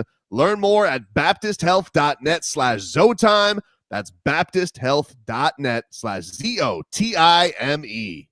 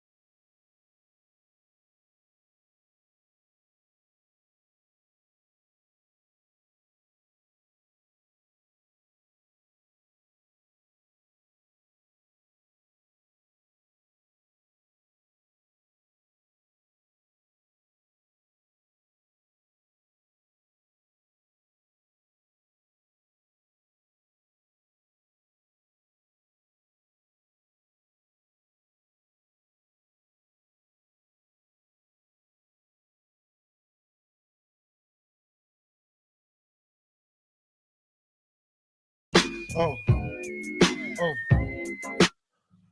Welcome back, you rascals. It's a Monday. Rascals. It's a Monday Rewind brought to you by South Florida Chevy dealers. You're looking for more power, capability, and technology with Chevy trucks. You're ready for anything Chevrolet. Together, let's drive. Leroy, can I get a weather update from the Demesman and Dover law firm, youraccidentattorneys.com. Free consultations 24/7. Call them at 866-954-MORE. We still got that weird weather. Like it'll be sunny and it's a little breezy, and then one of those showers will just blow through, right? So that's kind of where it is. It's partly cloudy. Has been a bit warm. Light breeze, not a lot of breeze, maybe 10 miles an hour tops. Winds are coming out of, damn, clouds ain't moving. Can't tell. And right now it's about 83 degrees. How'd you do, Froggy? Currently mix of clouds and sun. Slight Is chance that partly of rain cloudy or showers. partly sunny, Frog Boy? No Hard to clue. say. Just read. It depends where you're at. Slight chance of rain. Winds at 8 miles per hour coming out of the east. Mm-hmm. And currently listed at 87 degrees. Wow. He's a golfer. 87. Dude, this is unseasonably hot. And it don't matter because now when I go golfing, I got to put on the stockings. Oof. So hot. Let's get to a little segment I like to call Could Be Something. Oh, hell. Could be nothing. Are you gonna say the words Milwaukee? It could be something. Could be nothing. What is the meaning of it? What is the object of this? Could be something. Could be nothing. Why would they do that? All right. As Leroy correctly guessed. I just know you too well. Like every time I see something on TV, I'm like, I'm gonna hear about that on Monday. Well, it's interesting, Leroy. Yesterday, the Milwaukee Bucks, they lost to the Boston Celtics, dropping them to a cool 2-8 on the regular season. You had Giannis yesterday. He was deking out. Jaylen Brown gave him the old handshake, fake out over the head. Jaylen Brown called him a child after the game. Objectively funny what Giannis did to him. Anytime you get a handshake fake out, it's funny. Why would you do that? Like, Jaylen Brown already think people don't appreciate him. And then you go and pull the, against him? Well, Giannis was feeling himself. I think he finished with 43 and they got blowed out. They didn't get blown out, but they blew a lead. Giannis yesterday had 43 points, 13 rebounds. And what did Dame stunk yesterday. He was 4-15. He finished with 14 points, 1 of 8 from 3. Ooh. But it wasn't this game that made headlines, Leroy, because the game before they lost to the Knicks. And Giannis was doing a little media scrum. I'll have this here for our YouTube and Twitch audience. You guys can see the look on his face. But in the middle of it, he kind of starts chastising somebody. And this could be something. Could be nothing. I don't know. That's why I'm bringing it to you guys. Here's Giannis. Whenever the ball swung, they were driving and kicking. They got so many wide open threes. They got in the paint. Hey, man, if you don't want to be here, you can leave. If you don't want to be here, you can leave. I'm being honest with you. They played great. All right, there you go. He was talking to a reporter. I think so.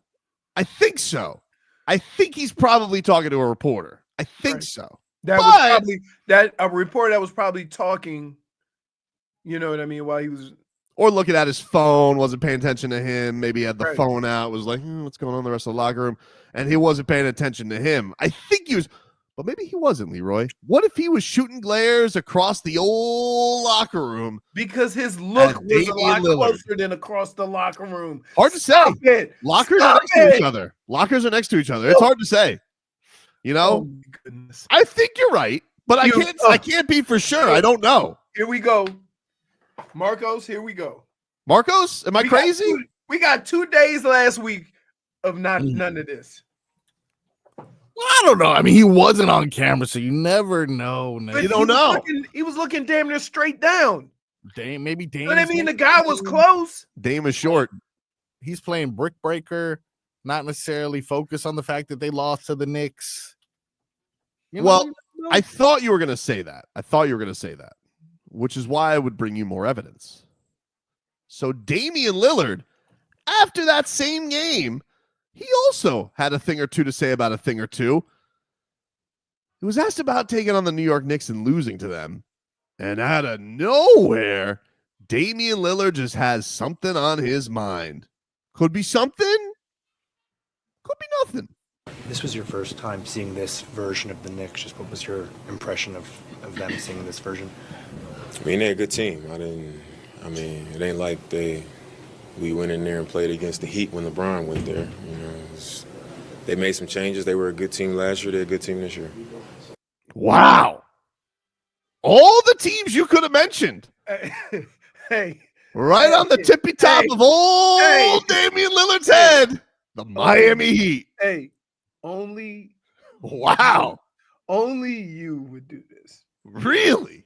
Yes. Wow. And by the way, Marcos. Yep. Don't think that what you did a couple of seconds ago isn't going to get brought up. Wow. Tobin didn't realize it. I didn't realize. What'd you say? I said, don't think that what Marcos did a couple of segments ago is going to get past me. Somebody on Twitch reminded me. You know, a couple of segments ago, Rejoin Music, he played Georgia Tech's intro song. Oh, did he? What is Georgia Tech's intro song? You played it. You know, stop being a bum. Fair. For not doing enough research. No, I didn't know. But Leroy, Ramblin' Wreck. All of a sudden, Damian Lillard's again mentioning them, the Heat, Giannis, possibly chastising Damian Lillard. We don't know. Possibly. In the locker room. No, he wasn't talking. He wasn't talking to Dame. We don't know that. You think he was talking to Dame? We don't know that. I mean, maybe. No, because Dame didn't say nothing. Well, maybe that Dame would say he didn't want to be there or anything like that. He was asked about the Knicks. We all know Dame doesn't want to be there, though. We know Dame doesn't want to be there. We don't have to ask him what's already known. What's understood doesn't have to be said. You know? I got you. And then all of a sudden, Giannis is going to tell reporters, hey, if he doesn't want to be here, get out of here then. It's kind of what he said. Whenever the ball swung, they were driving and kicking. They got so many wide open threes. They got in the paint. Hey, man, if you don't want to be here, you can leave. If you don't want to be here, you can leave. I'm being honest with you. Wow, just that honesty. He's looking at honesty to Damian Lillard. Wow. Doc Rivers, what are you going to do with such a schism in your locker room right now? You guys can't beat anybody, and your stars seem to hate each other's guts. Look, we all want the same thing. We all want to go out there and play our best basketball and win.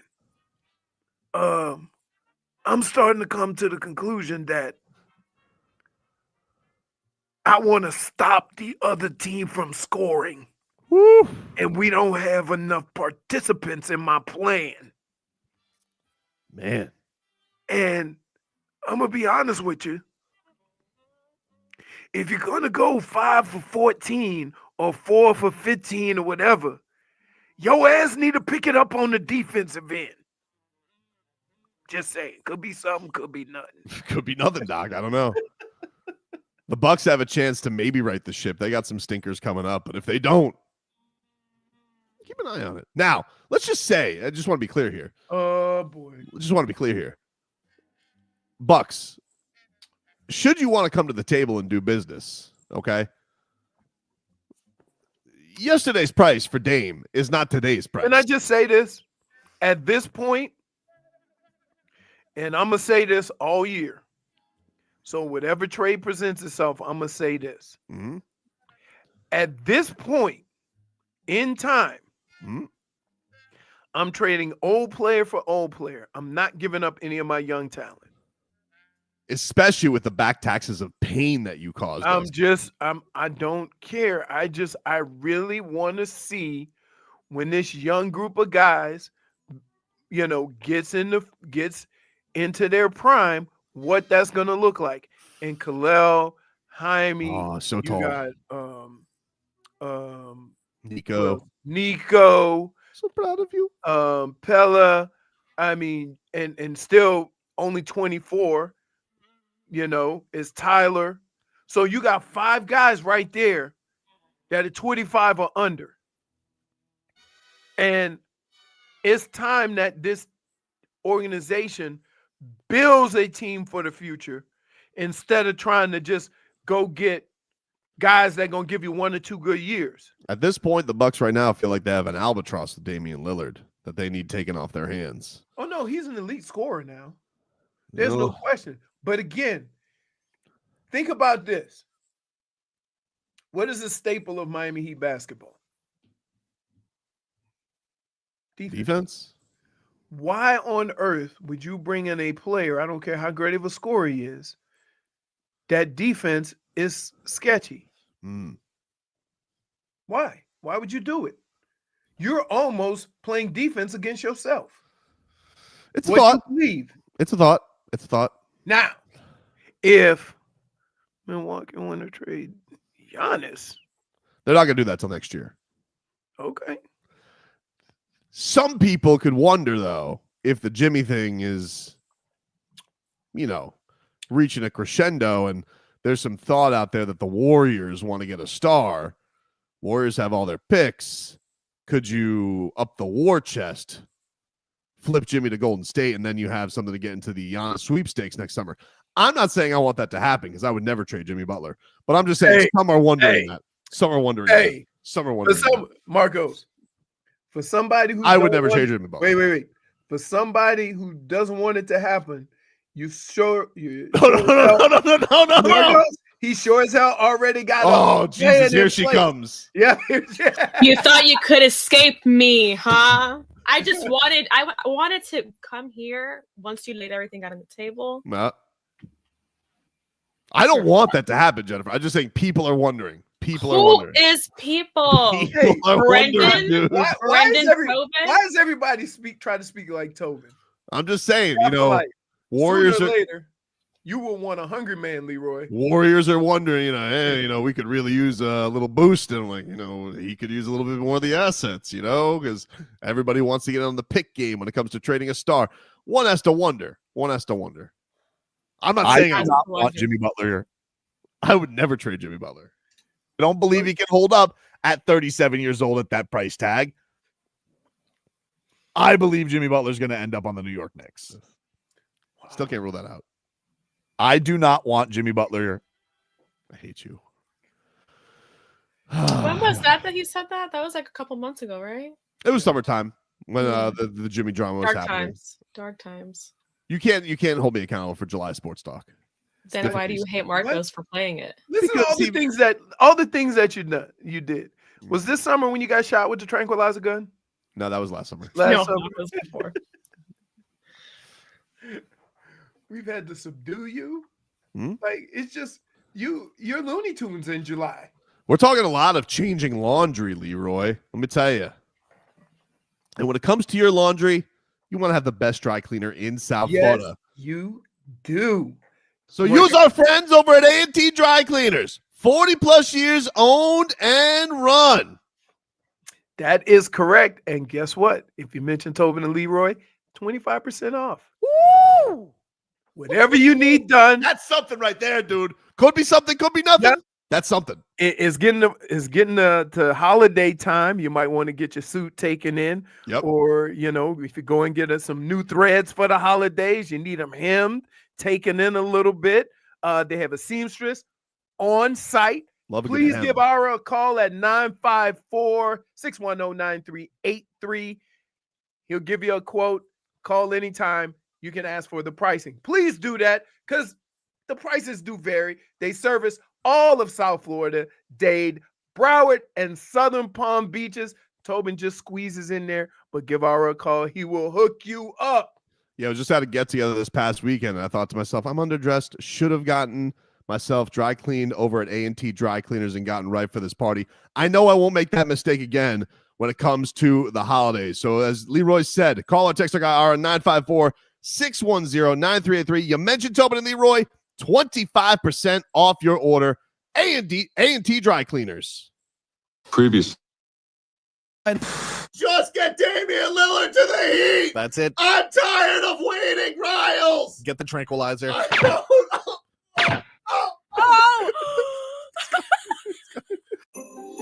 This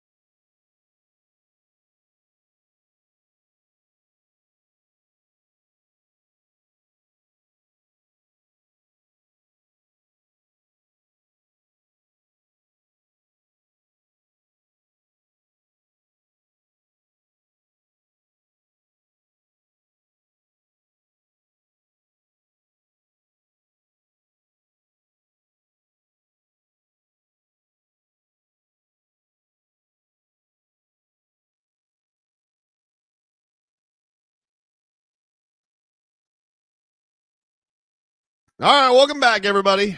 Tobin and Leroy here with you, 560 WQAM. Take you up until 2 here on the program as the Miami Dolphins are back in action tonight against the LA Rams. What are we doing over there, Marcos? I don't hear you, buddy. Didn't have your. I had that on my bingo card. Marcos. No. What? You muted yourself. I didn't mute myself. Oh, you know what? Okay. I'm sorry. Yeah, I did mute myself. I apologize. No. What happened? I went to go get ginger ale because what are you, Vic Fangio? Ginger ale? Sometimes your belly gets a little rumbly in your belly. The old love You ginger had a ale. bad shrimp. No. No, he wouldn't eat that. Not a fan of the seafood. This is Marcos eating seafood. Oh, all right. One time, one bad experience. Now I'm getting judged. Let's get to your mixed bag there, Froggy. Let's do it. As I stall to get man. I should have ready. You know what? You're a rat bastard. Wow. Okay. I thought you would say something positive to potentially help me, but No. Love that. The mixed bag is brought to you by Marcos's Time Management. Fair. What do you got today for us, Froggy? Well, did you guys, by any chance, have an opportunity to watch the San Francisco 49ers yesterday? A tad. Yes. That's right. Well, the biggest story was supposed to be Christian McCaffrey's return. Yep. But if you even took one glimpse at what went down yesterday between two San Francisco 49er players, you would understand that the biggest story happened essentially on the sideline.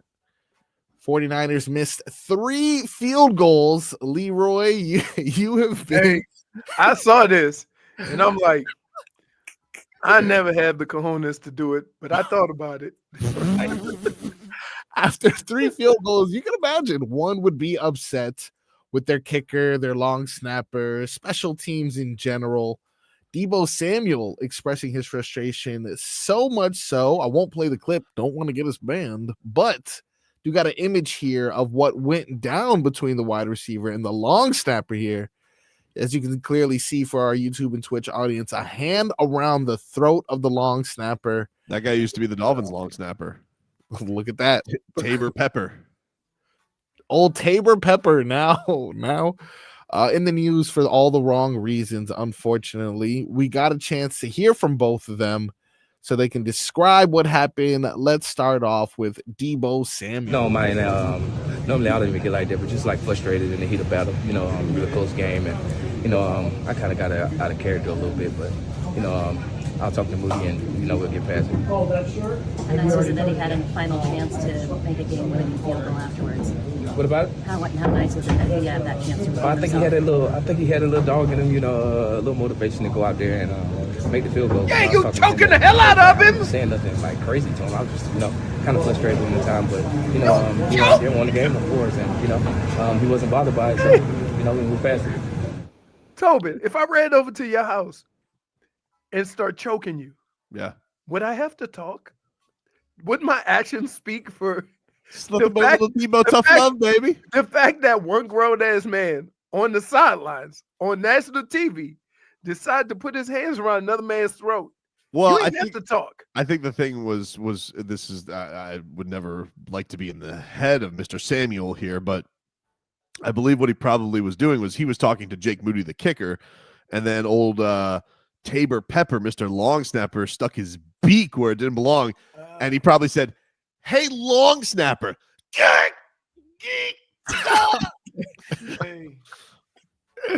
He hit him with the force. He hit him with the Vader force. He's like, "Hey, Long Snapper, shut up." Fair assessment. Well, because according to Tobin, we got another one of you playing guard. They should. Would never happen to somebody they actually consider a football player. Do you guys want to hear Tabor Pepper's recount of what happened? Sure. Let's hear from the long snapper. Jake was having a little rough patch there. standing up for Jake because there was still time on the clock, so the game wasn't over. And, you know, everybody knows what happened at the end. It's not over until clock says 0. They all count 3 when it's a field goal, and I always got forced back. Did you talk to Devo after the game to straighten things out? Too many people in here. You know what I mean? Hard to get over there, so I'm sure we'll talk sometime. Pretty sure he's like, I don't know. Hey, If you should say no. He tried to choke me. I'm a grown-ass man.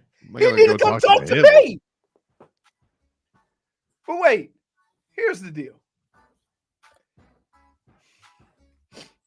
In life, I'll teach you young folks something. In life, you got to be careful how you go to protect your honor. Here's why. He's Deebo Samuel, and you're a long snapper. So if it gets to, now, if Deebo goes to him, that's a whole different, as a guy, a veteran on the team, he should probably be the one to go over there and say something to the long snapper. But if the long snapper, who's played for a number of teams, go over there and start talking trash to Deebo, it's not going to come across the same way. You see what I mean? That's the nature of it. Do you think that Deebo knows who the long snapper is without his jersey on? No, the skinny dude with a big number. Like you could always tell who the long snapper is because he got a weird number on, and he's like, wait a minute, you're not a lineman. Oh, that must be the long snapper. What else we got in the mixed bag, Marcos? We got a whole bunch of bleep, and that being the S word.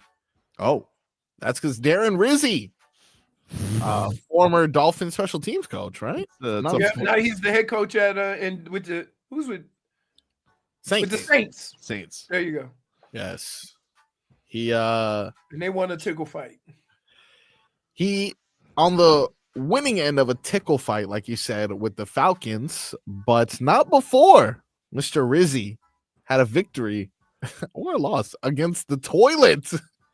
He clogged the toilet before his game that he thought was going to be, unfortunately, signs of things to come. This is Darren Rizzi. You know, man, I'm a pretty open guy, so this is how my day started. I get down here to the stadium, I get down here to Superdome, I go in the head coach's locker room, which, you know, I've never used before, right?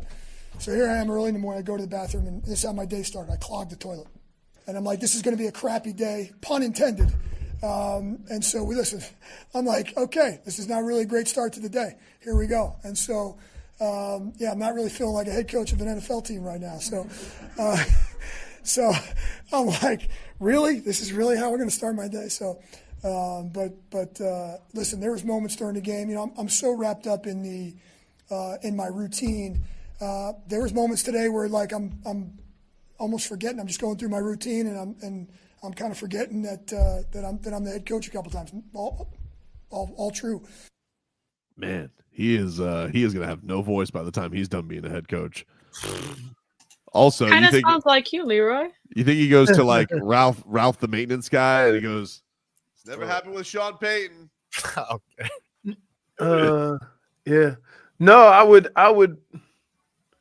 I would say if he was there early enough, it got fixed before. Oh, I would hope so. Yeah. Like, anybody see Coach? And he's like, "Oh my God, please not today, please not today, please not today."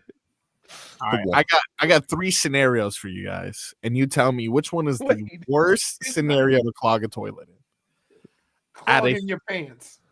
No, that's always going to be the worst. Oh, but what's the worst situation to be in clogging the toilet? First time at a partner's home, okay, at a family gathering, or at a public restaurant. Guess what? Yeah. Never happened to me. No, and it never will. It would never happen. It would never happen. Not even at a party? No, never happened. I think the worst one's the first one with the first time at your partners. Yeah. Yeah, because I tell you what, you become a little less attractive. Oh yeah. Share a hotel room. I don't care how hot and smoking you are. Yeah. You realize that everyone uses the bathroom. I do understand that, but we don't have a visual. If you clog up the toilet and Trust me. Listen. Or here's another one. You got to go help. Oh. So you got to go tell the person that, hey, I don't know. This is.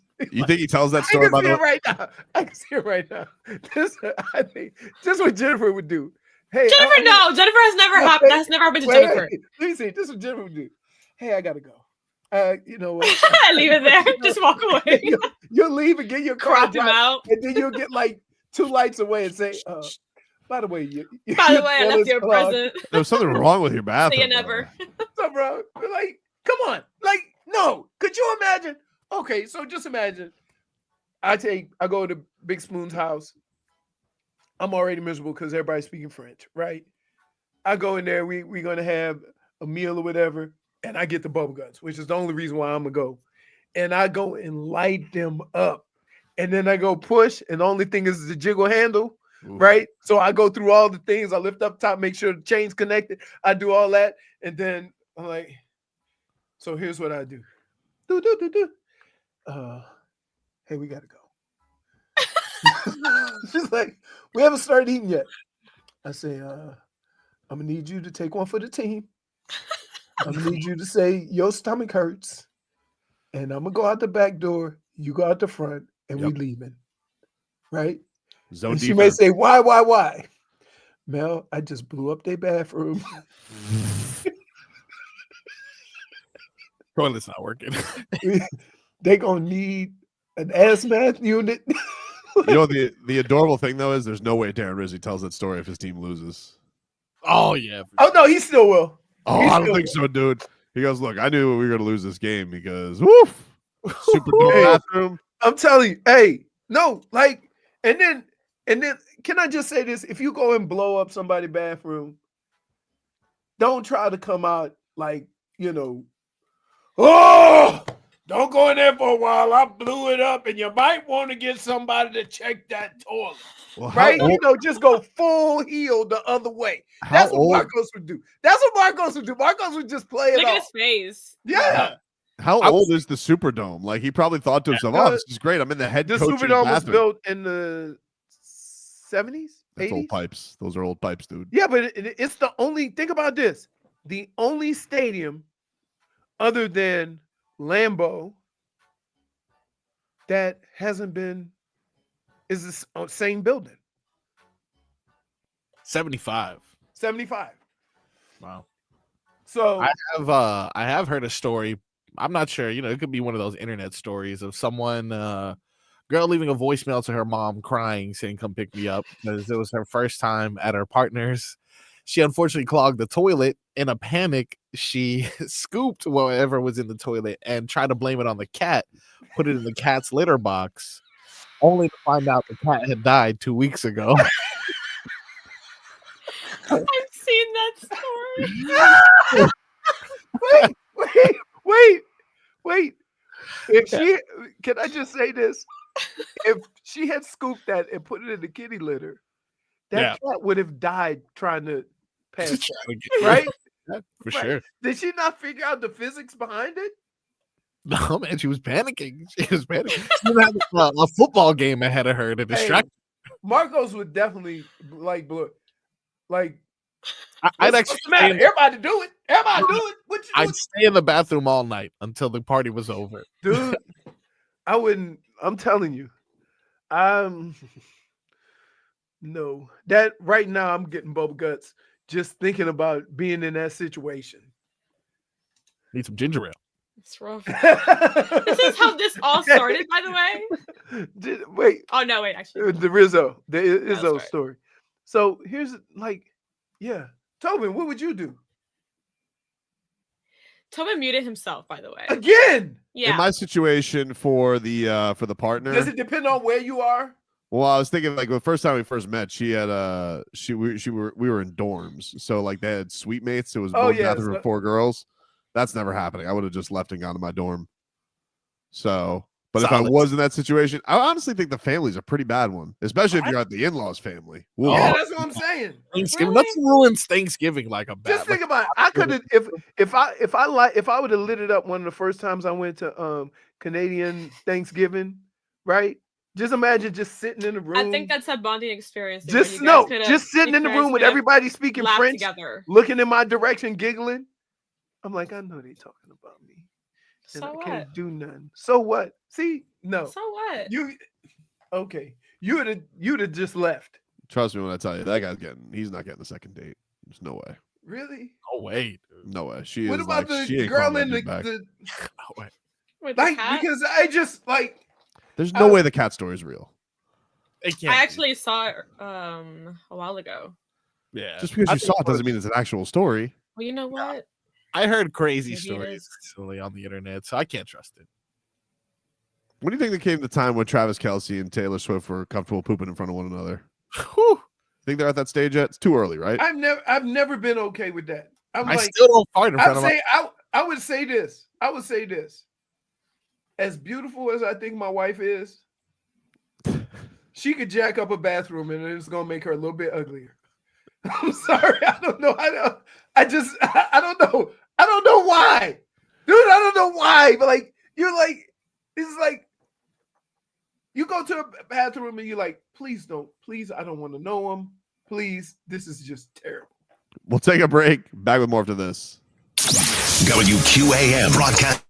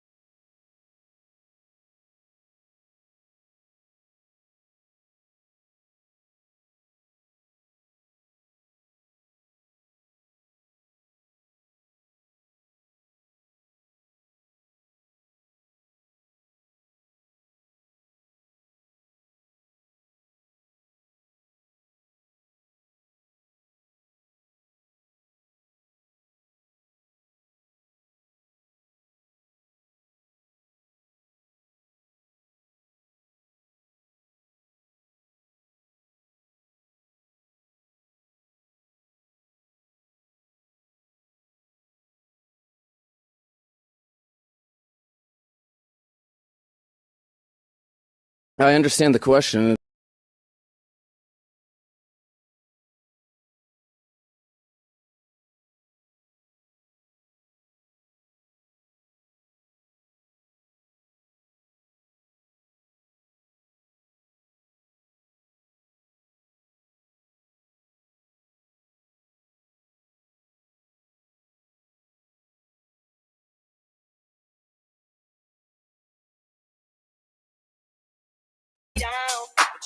Will it be enough to avoid disaster?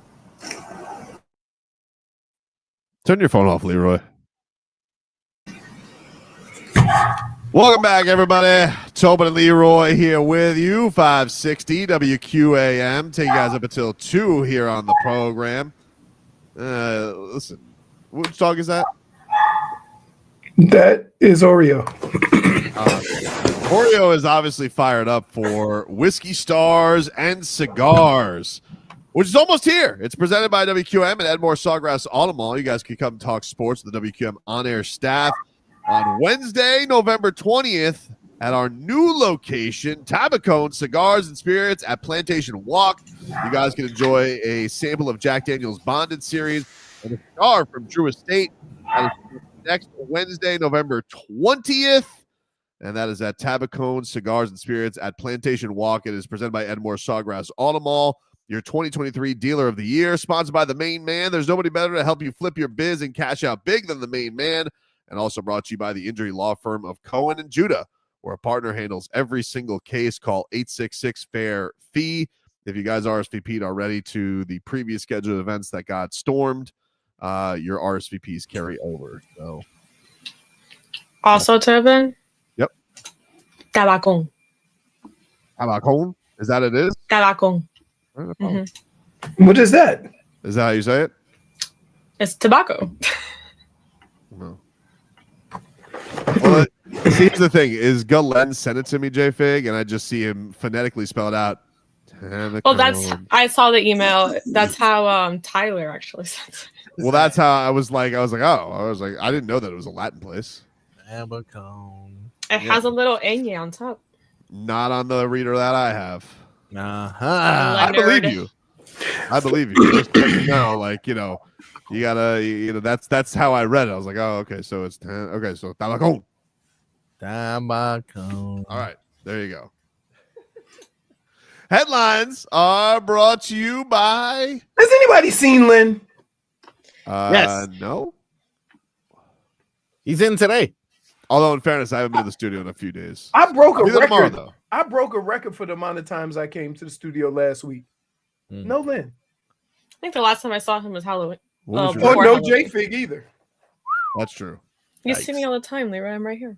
No, you know what I mean. Stop being Headlines are brought to you by Doral Volkswagen. At Doral Volkswagen, choose from over 300 new Volkswagen models in stock with the Tiguan, the Taos, and the Atlas. Remember, when it comes to Volkswagen, the great deals are at Doral Volkswagen. Panthers, they win over the Philadelphia Flyers in a shootout this weekend. They're back in action tomorrow.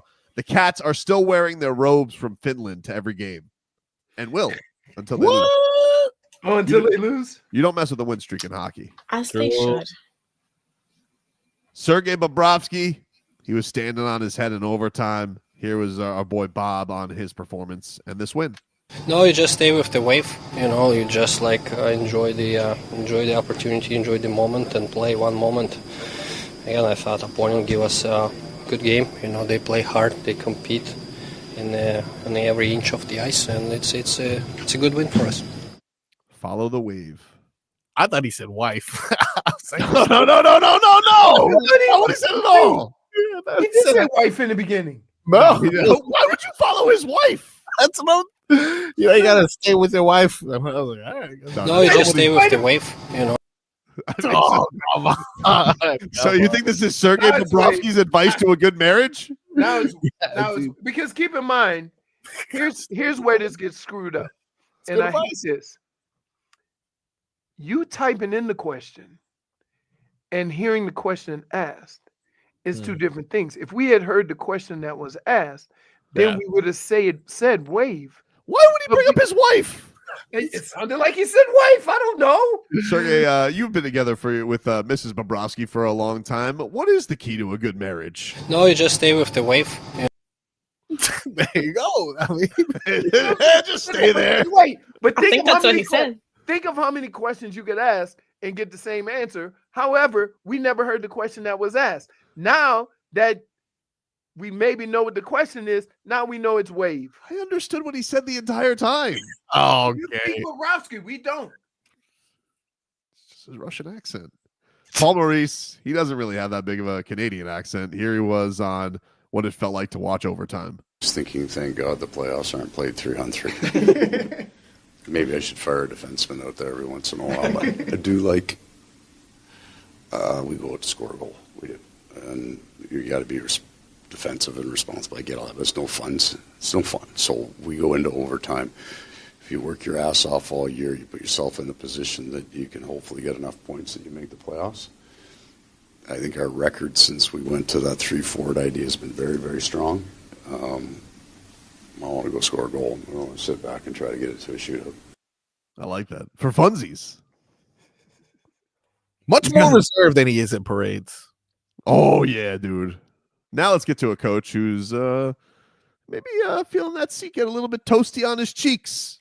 Mike McDaniel. This is him going into Monday Night Football, aware that the Dolphins need to win a lot of games in a row. Ultimately, the game is about winning. So I'm not saying that that is ultimately how you're judged, and I think that's fair, and you tirelessly work at not obsessing about, hey, the idea of, or the false sense of, hey, we're going to win this week. No, what are you going to do about it? And what is today, like, how are you going to affect the change? We've had a lot of hard conversations that ultimately have been very necessary. And in that process, you have to, ultimately you have to win this league. And so, but you have to take care of your business through the entirety of the preparation, coaches and players included. And then, ultimately you do have to win football games, or, that's the whole idea. So we're working to improve that. What? Yeah. Woo! I got lost within 10 seconds. Are you ready for some football? Yeah. Is he the only coach that makes you think, what was the question again? Something about his wife, I think. I think he was also, this is also Mike McDaniel on a long marriage. Long, successful marriage. How do you do it? He goes, I'm aware that you have to win. That is obviously the man who feels his seat getting warm. But lucky for him, the Dolphins are going to win out. But here, can I ask? I hate doing this because before we fire somebody, or retool or blow it all up, don't you have to be honest with the reasons as to why this all happened? Because if you fire a coach, you're basically saying that with the same players, somebody else could have did better. And I would say with the injuries that they've had on both sides of the ball, it made anything that anybody would try to do possible.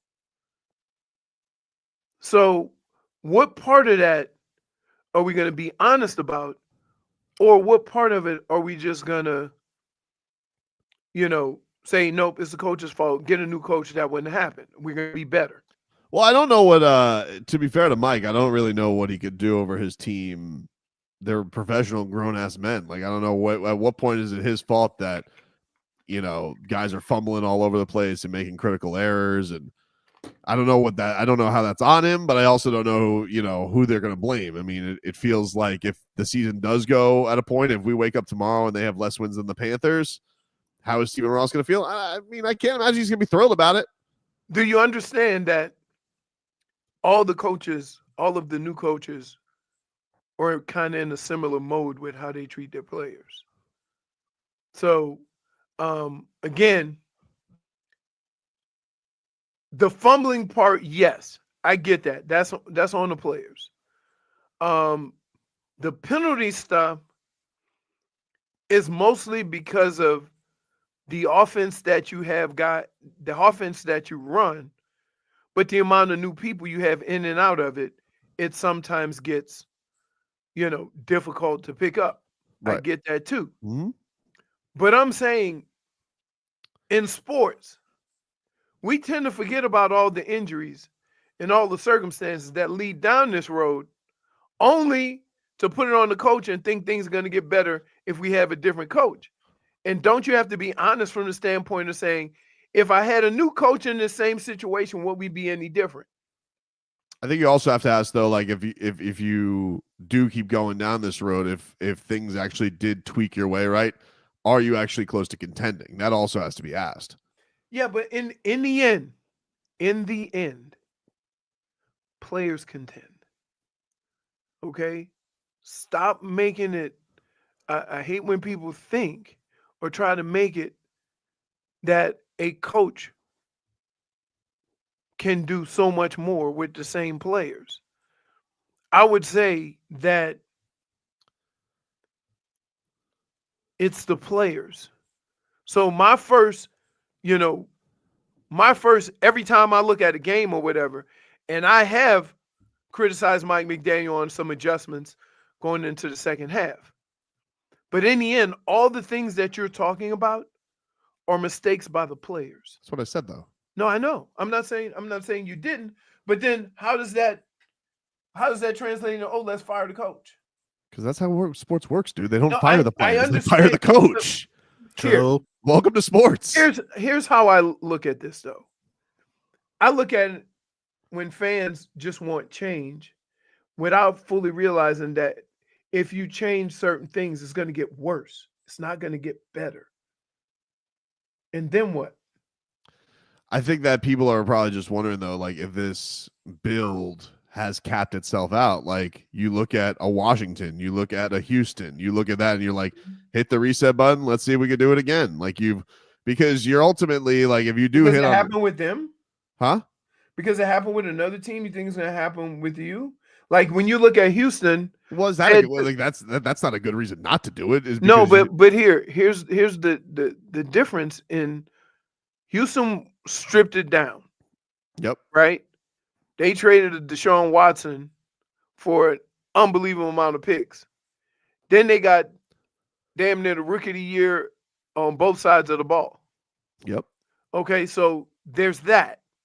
Plus, they had a lot of money because they stripped it down. So all these things came in But the Dolphins order. already had that too, Leroy. Like this is the thing. Like the Dolphins were already in that position too of having the money, having the picks, having the asset. And if you do reach your point where, okay, now we have to pay our quarterback $200 million and it's still not good enough, like, yeah, I do think you have to come to a point where it's like, what is the ceiling of this? Now, I get you. There are reasons this year because Tua got hurt that it was one of the things that you knew probably was a risk with him as your franchise guy. But I got to think that, Stephen Ross in the back of his mind is thinking of, do I continue this? If I do run it back and everything hopefully goes my way, will this actually contend in the AFC? Right. I would say here's the other thing that the Dolphins didn't do that all the other teams have done. They have kept their young talent at all costs. Right? So the guys they drafted, it makes them look good. They don't let draft picks walk. I couldn't say. I don't know. Well, I'm just there are different points. Like if you're referring to like the Commanders and the Tech, like they're at the beginning where they don't have to make those choices. Right, and that's the other thing. You had to make choices, but we do have a lot of older players that are getting most of the money. Yep. And that if you look at Washington and you look at Houston, that's not what they did. So that's the difference between those teams and this team. So Like, yeah, I don't know what the answer is. You can say last year was the ceiling, but remember Tua got hurt. This year, yeah. No, but was the end of last year where last year was healthy that the was whole 2 year. years ago. Yeah. That was 2 years ago. But yeah, Last so, year everybody else got hurt. I mean, like I know the Right. receivers were banged up. They had no defenders left. Right. So, like, how much does that play? Listen, I'm all for making the team better. I'm not even saying I disagree with that. But I'm saying if that's what you're going to do, at least do it for the right reasons. Like to say, let's blow it up, it's not working. You got to have a plan or this is going to last forever. Take a break. More to come here on the show. Back after this. Got what you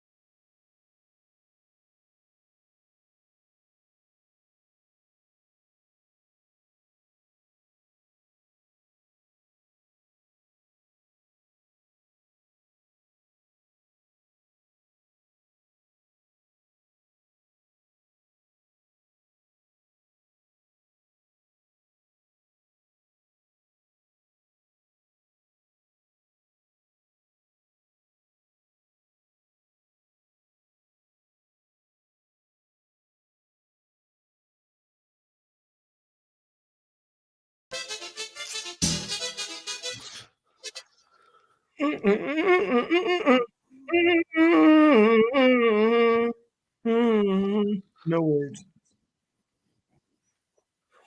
The only French singer I know is Yannick Noah. What? What? I don't know any Spanish, and But what did you say? The only French singer, Yannick Noah. Oh yes, who could forget Yannick Noah for their smash hits? That's whatchamacallit's dad. Yes, Joakim Noah's dad. Damn, that was a guess. This is the only Noah last name I knew. Wait, hold on.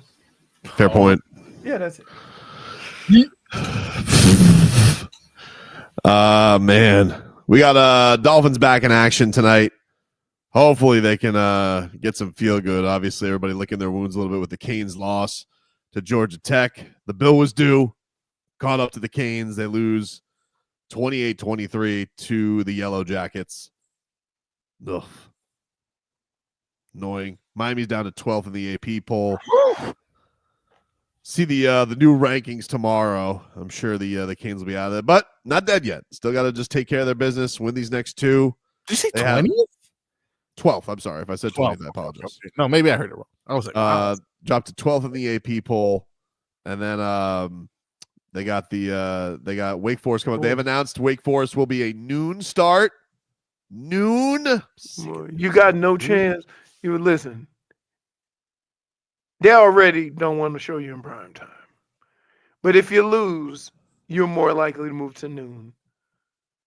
And that's what happened. Wakey, eggs and bakey, Get to it. Hey, you want to hear an angry fan? Yeah, well, okay. The fan of who? Of course. So our sister station, The Score in Chicago. Yeah. On their post-game show. The Bears lost to the Patriots yesterday. And Caleb Williams got the holy hell beat out of him. Beat out of him. Like, there was one point where a Patriots defender picked him up and pat him on the head. They showed some video, and they go, "This isn't college. You can't sit back there and pat the ball forever." And that's what he's doing. Well, this was a Mad Bears fan. The phone lines. Bill is on the northwest side. Bill, welcome to The Score. How are you? I'm pissed off. That's how I'm doing. I mean, what we saw today was a disgrace. I'm very happy, and I want to disagree with Olin 100%. I am glad the Bears players came out and said that the coaches were incompetent. I mean, for Matt Eberflus to come back after the Washington game and say that the second play before the play before the Hail Mary had nothing to do with them losing is BS. That's number one. Okay? And then come out today again against the team and get slaughtered at home. Now you're facing the Packers, Minnesota, and Detroit back-to-back weeks. And you expect this, and tomorrow morning he's going to go and meet the Bears media, and he's going to say we had a meeting and everything is great, and we're all on the same page. Well, what page are they on? He's full of crap. He should be fired right this minute. And what he did to Caleb Williams again today, under 2 minutes, losing by 16 points, and he's getting the crap kicked out of him. And he leaves him in the game to get his head bashed in. I hope Caleb Williams' father tonight, I hope he tweets something so bad that it gets Matt Eberflus fired. Thanks, Bill. Appreciate the phone call and the passion. I think that's everybody in Chicago right now. I think it's everybody. Wow. Whoa. I love how at first they were so unbothered and chill, and then at the end they just start laughing. I mean, he was probably echoing a lot of. He was sacked 9 times. Yeah. I mean keep in mind it was New England too. Yeah, against New England. Yeesh. We blame Matt Eberflus, or can he not just get rid of the ball? I don't know, but if the Dolphins lose tonight, I challenge somebody to top that up with Dan Day tonight. Oh, that's good. It'll be me, dude. I'm calling. Oh, really? Tonight. That's where you're at? I'm calling tonight. If I don't get that Odell Beckham anytime touchdown, I will be pissed regardless of the outcome of the game. Do you think Julian Hill finally gets it done tonight? I don't know. I'm putting money on that too. I'd say no, though, if I'm being honest. Probably I'd say not. Probably not. Probably not. But you never know. Wow. Great draft, getting some more That money guy off. sounds like Leroy yelling at the public. I think deli my person. favorite part I of don't the yell at the deli. I don't yell. I My have favorite- conversations. my favorite part of the rant though is like, I hope he tweets out something really bad. Yeah.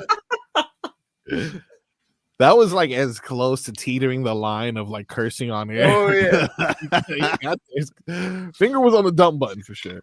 Robbie Wow. was sweating somewhere. We'll take a break. We'll play a little all right, oh no to close things out after this. But let me tell you something right now, guys. You still want to be in the mood after ranting about your favorite team stinking up the joint? Yeah. Try BlueChew. Oh! BlueChew is a unique online service that delivers the same active ingredients as Viagra and Cialis, but in a chewable form and at a fraction of the cost. Now you can chew it and do it. All right. So even if your favorite QB is getting sacked 9 times, you can at least get it on in the sack. Don't got to worry about it, man. Plus, I got a special deal for all our listeners out there. You guys can try BlueChew for free when you use the promo code SHOWPONY. Use the promo code SHOWPONY at checkout. You're paying just $5 for shipping, but you're getting your first month of BlueChew for free. So what do you got to lose, dude? No doctor's visits, no visits to the pharmacy. Get shipped right to your door in a discreet package. Go to BlueChew.com today. Use the promo code SHOWPONY. That's BlueChew.com. BlueChew.com.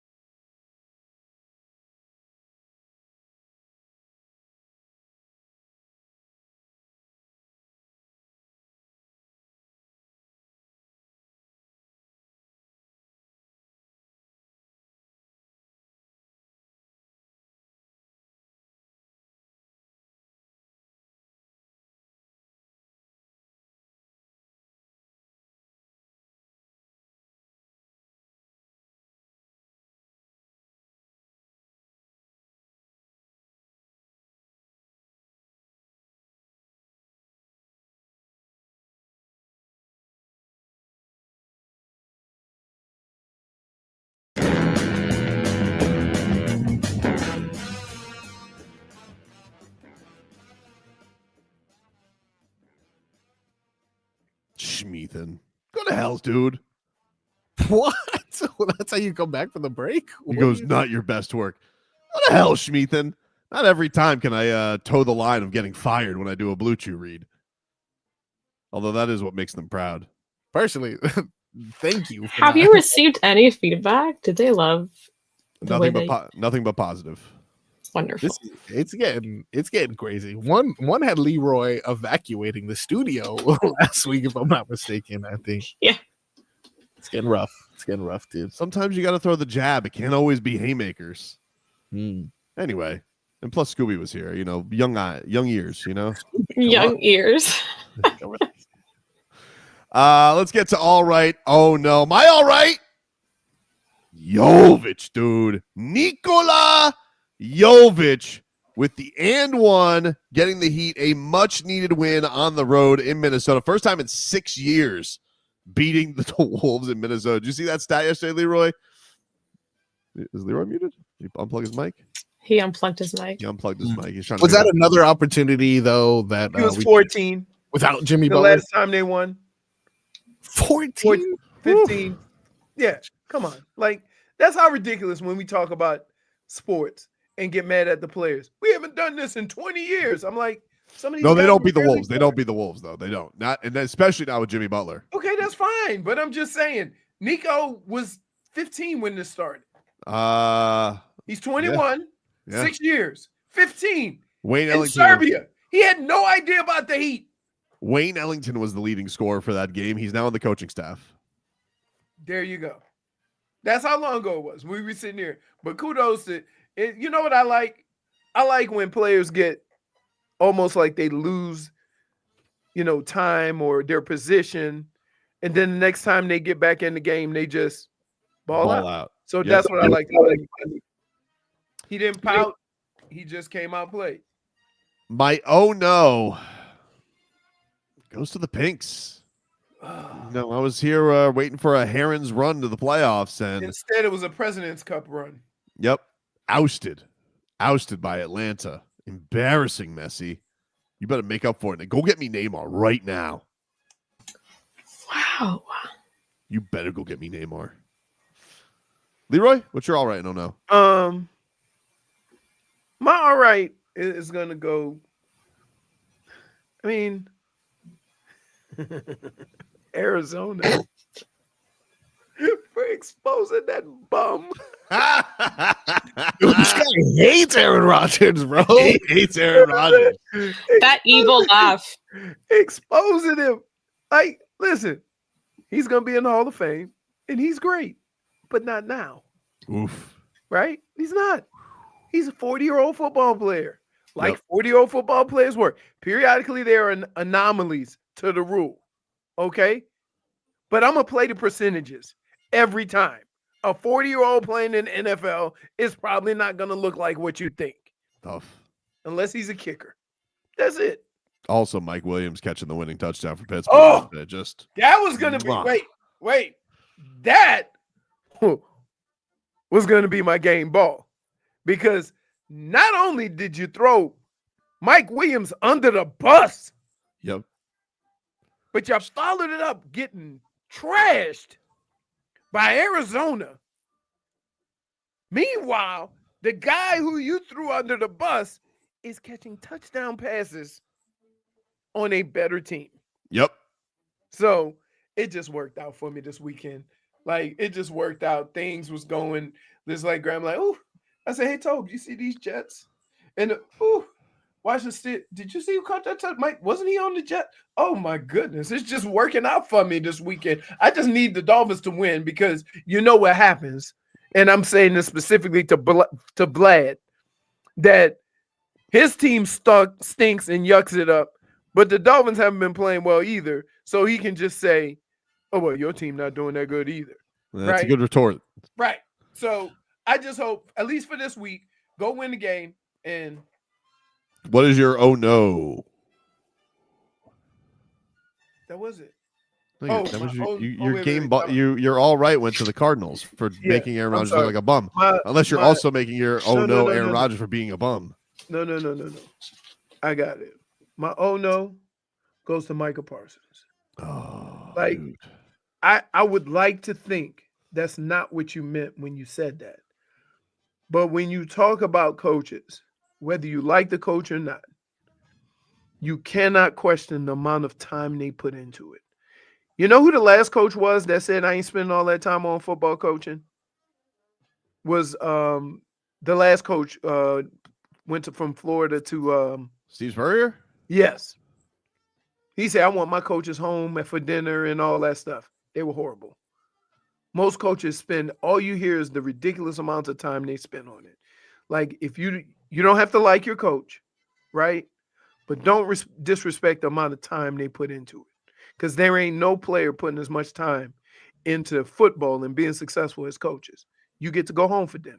Although Zach Martin does, I mean, he's been an all-pro basically every year of his career. So I'm not saying that you shouldn't feel bad for him, but, here's the thing when you say I feel bad for somebody. You play a role in it.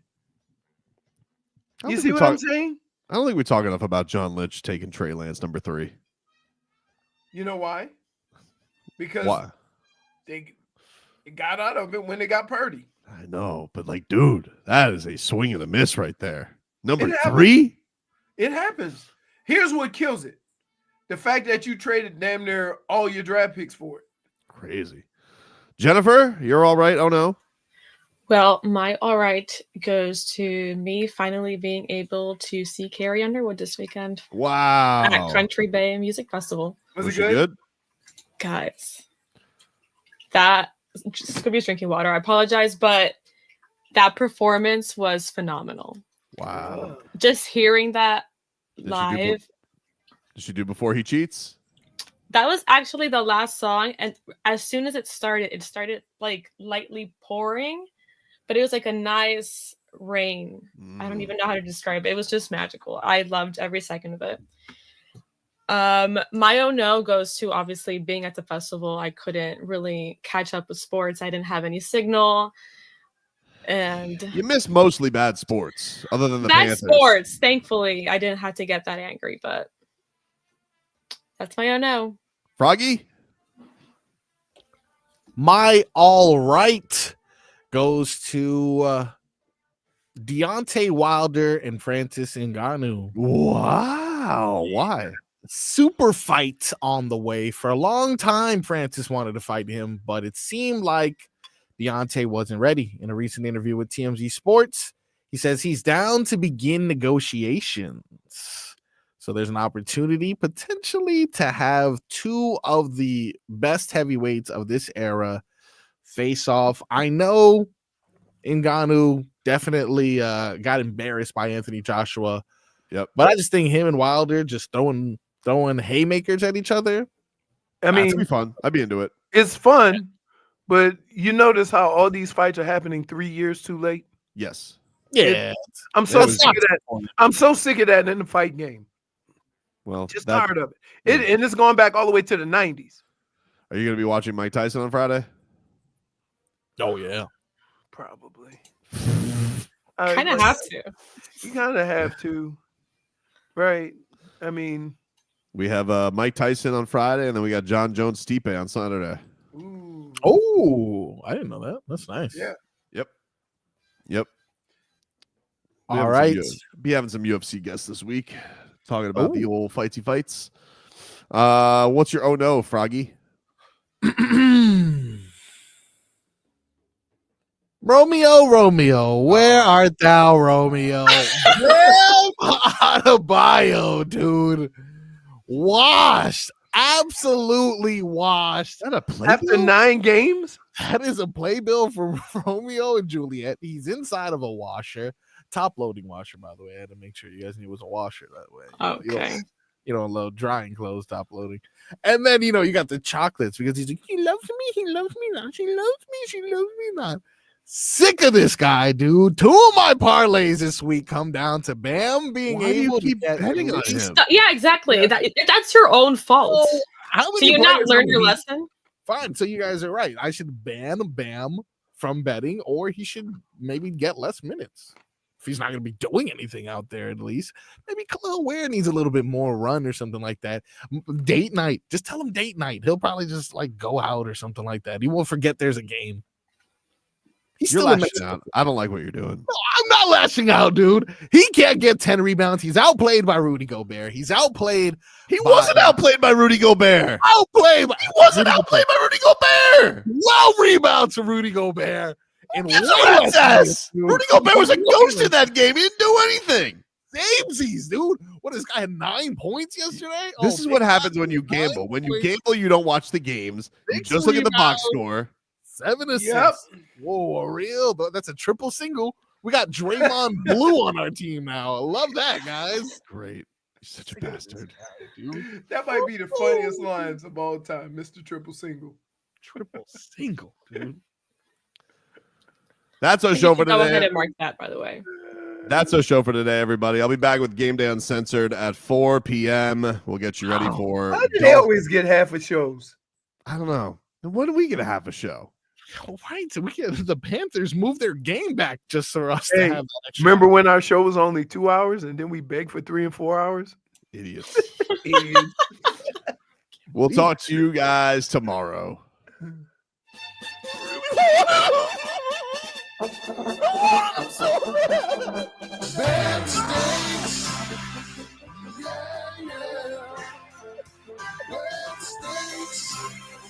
Hope you mother have a good day. Afternoon.